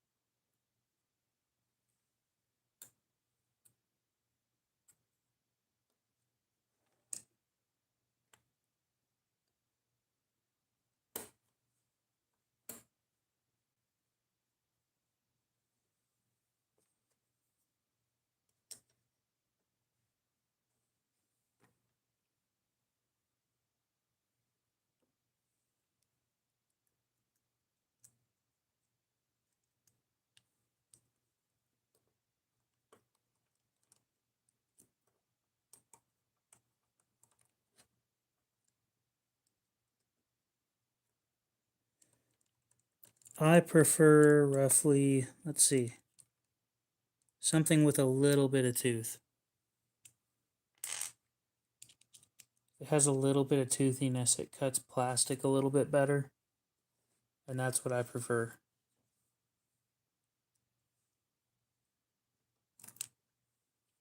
I cut plastic and tape more often than anything else.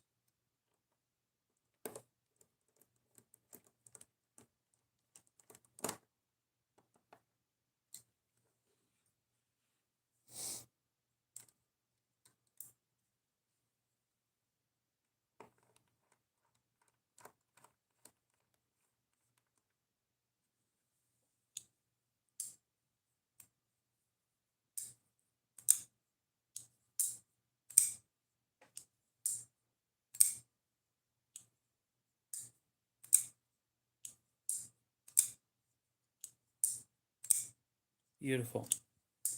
Fix the detent.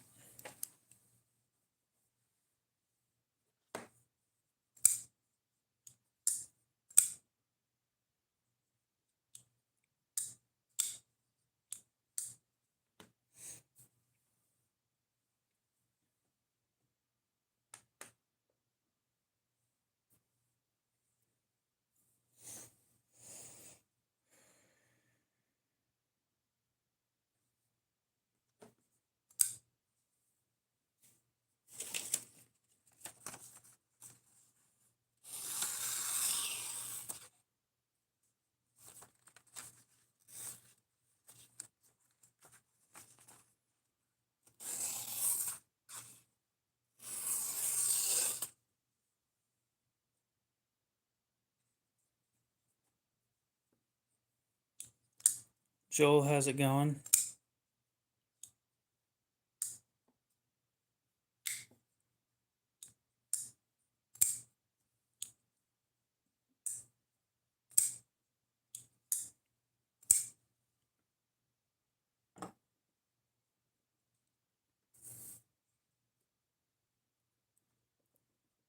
So that's not sharp enough for me.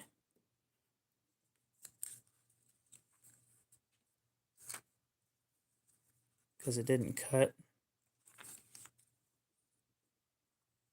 There we go. Okay.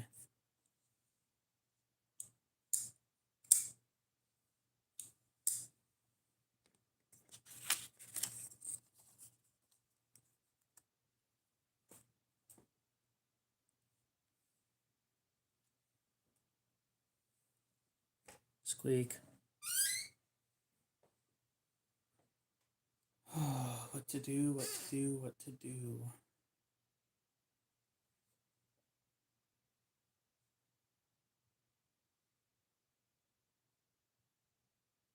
See, tomorrow I'm doing kitchen knives.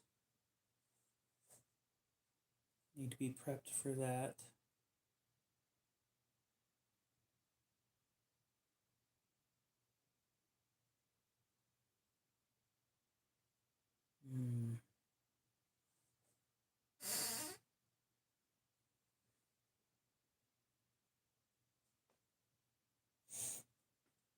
Yep, I enjoy collecting them.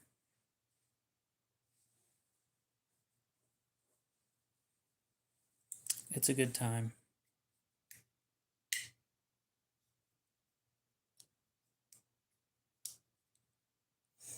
Just wish it wasn't so damn expensive.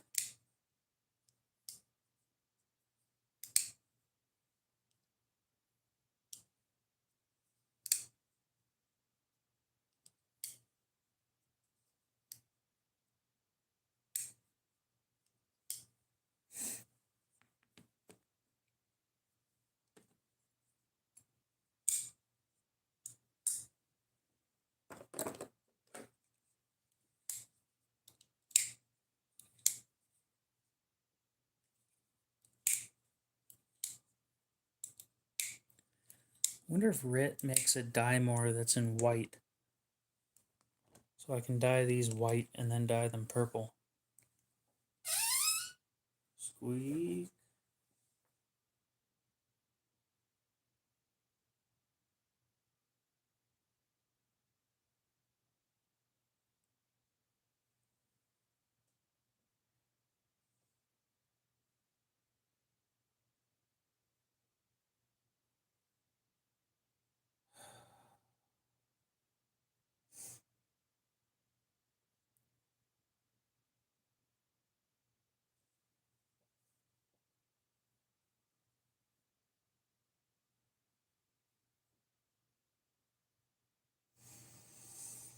Yep, none of those are white.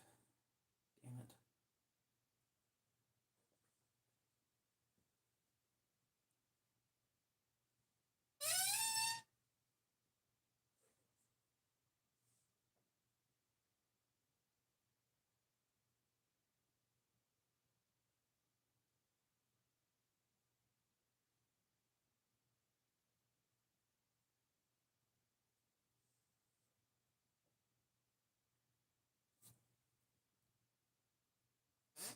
Well, how much are some aftermarket scales for this?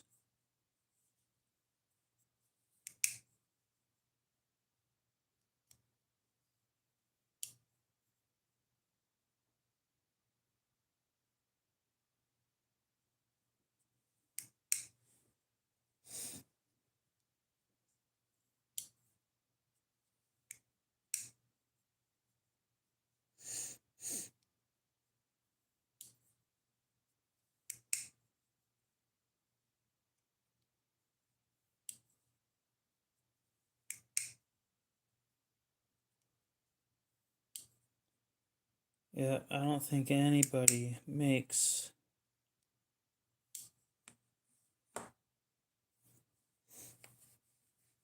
aftermarket scales for that.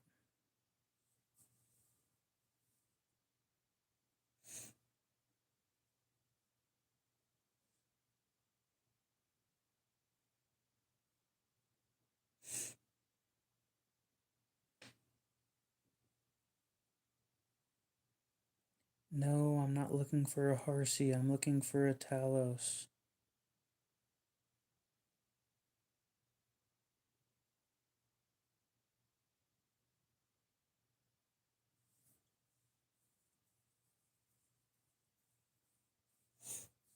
Um,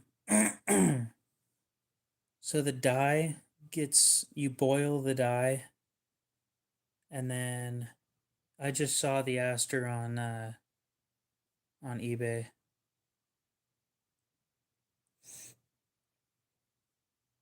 So yeah, basically you boil the dye, and then you dip the scales into it, and then when you take them out, it the color stays on them. Whatever dye you used, that color stays on them permanently, unless you get like a really deep scratch.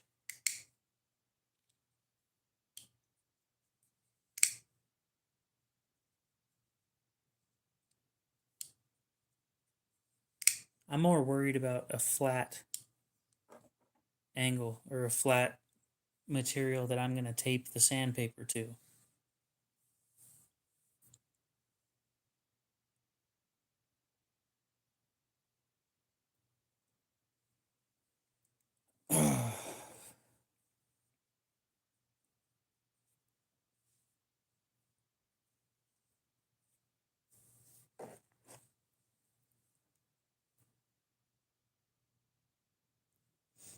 Yeah, but then I got to go buy more glass.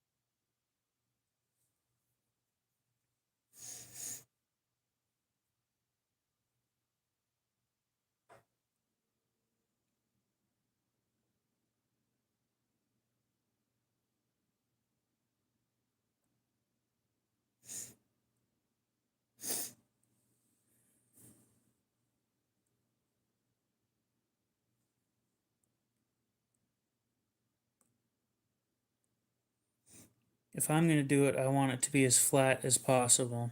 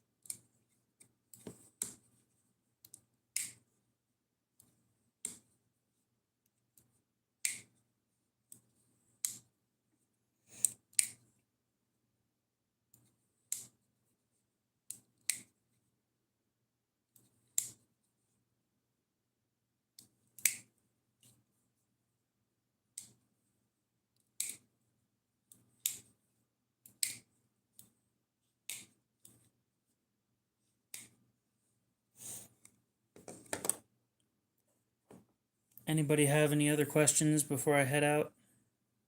Nope, I stream on YouTube, and that is all.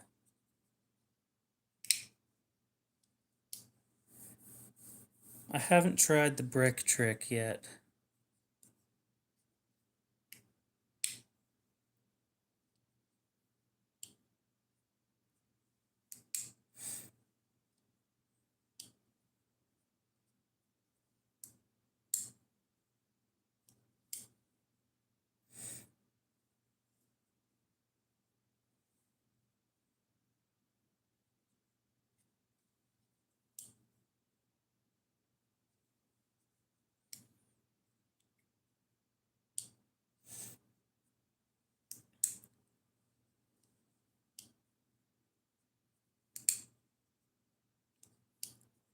Yeah, if I'm gonna do the sandpaper trick, I'm doing it on glass, like Abdullah said, but then I have to buy glass.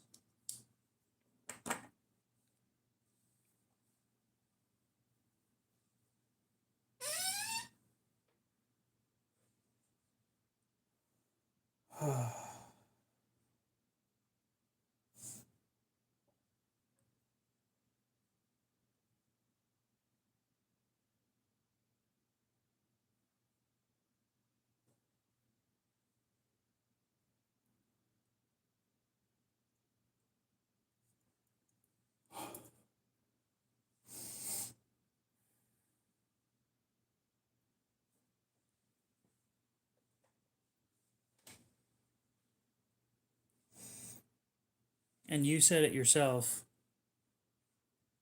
that you like really really toothy edges. I don't. I like them with a little bit of tooth to it, but not too much.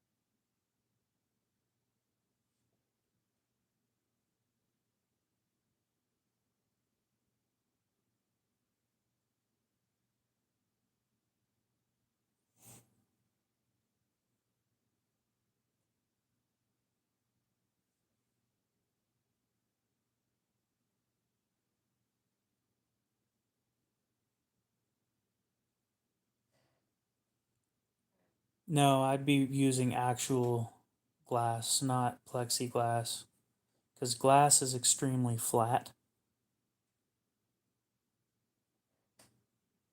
Anyway,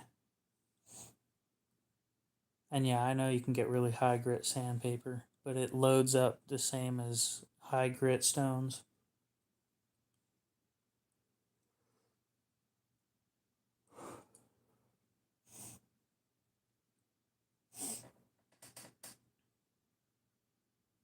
I'm gonna look through K-Bar's catalog again. See what they have up for sale now.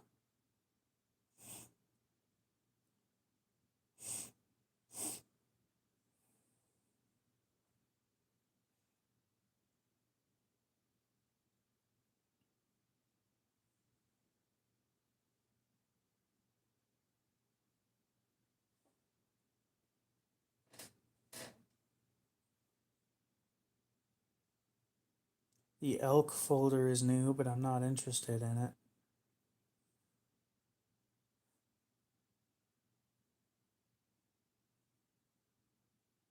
Hey, Hendy, are you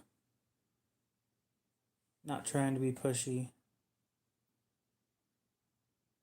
You coming close to having enough money for your knife?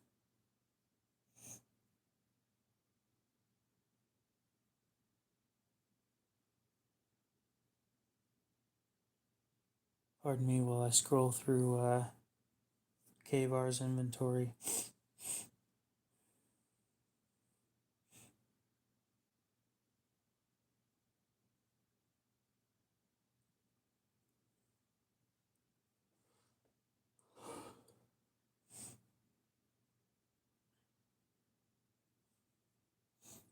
I'm so glad I came up with the notebook system for holding knives.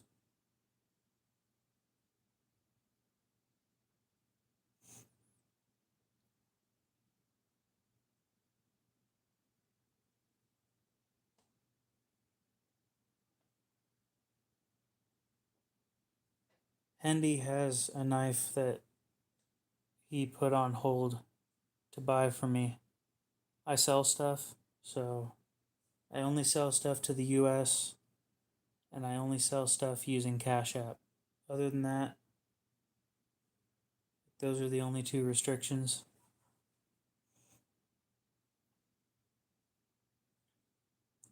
And I don't remember what Hendy has up on hold. I could look, but looking on other websites for stuff.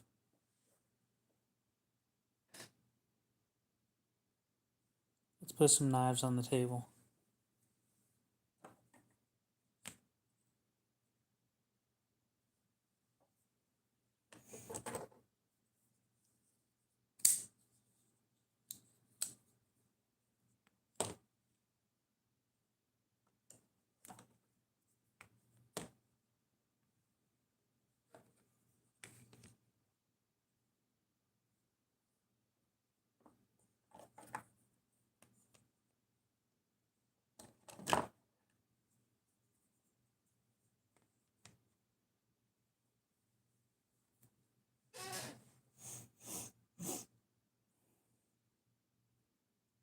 What other companies should I be looking at? Because I've got a list of companies here in the notebook.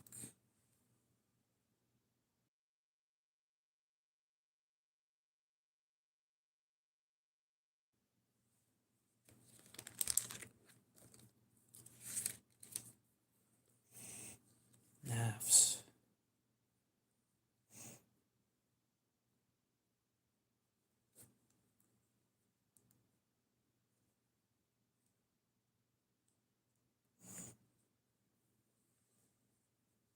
Tack Ray, that's one of the ones I was interested in. I wonder if chat's broken again. Nope. Okay.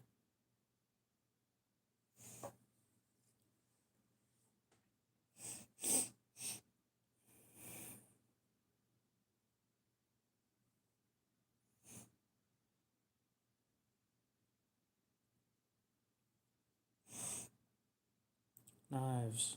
Pocket knives.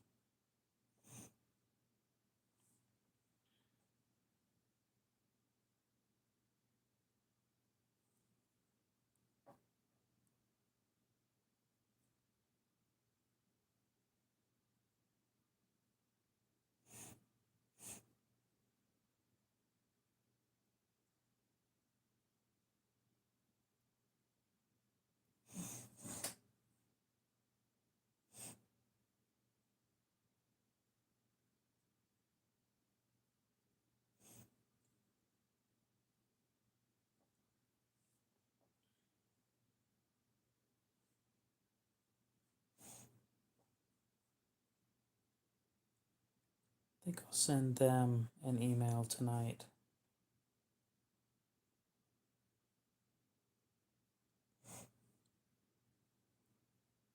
Holy cat, what's up? The red one in the corner.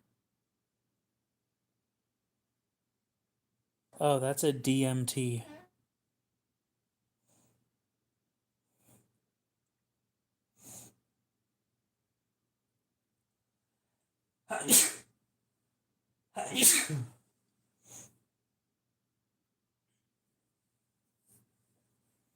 Next website.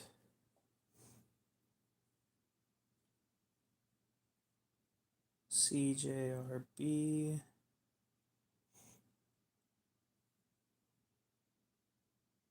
See if they have anything that I'm actually interested in.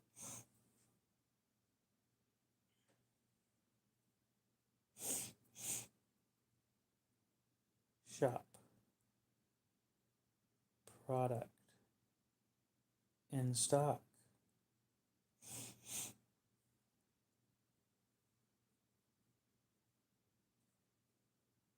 You could buy a knife, I guess.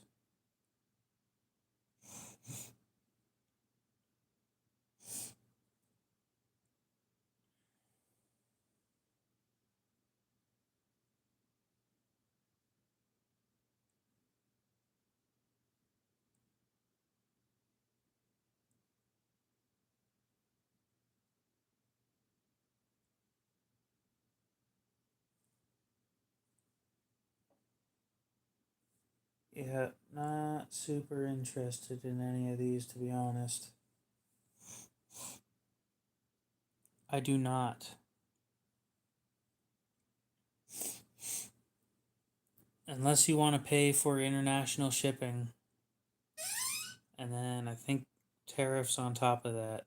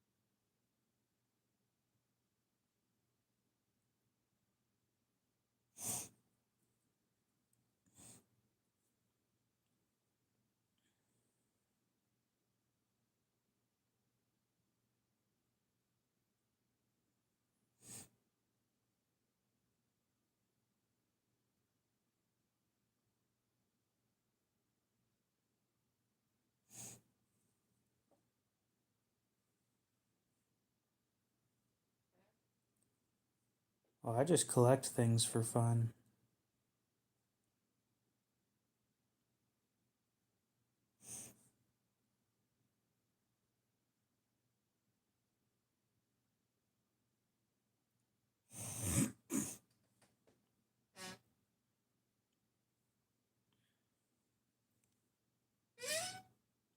Hmm.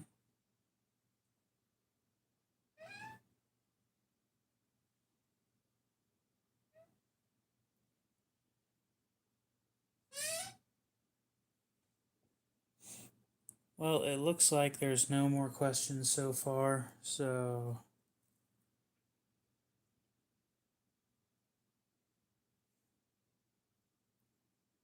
I think I'm probably going to go ahead and end it here in about 40 seconds.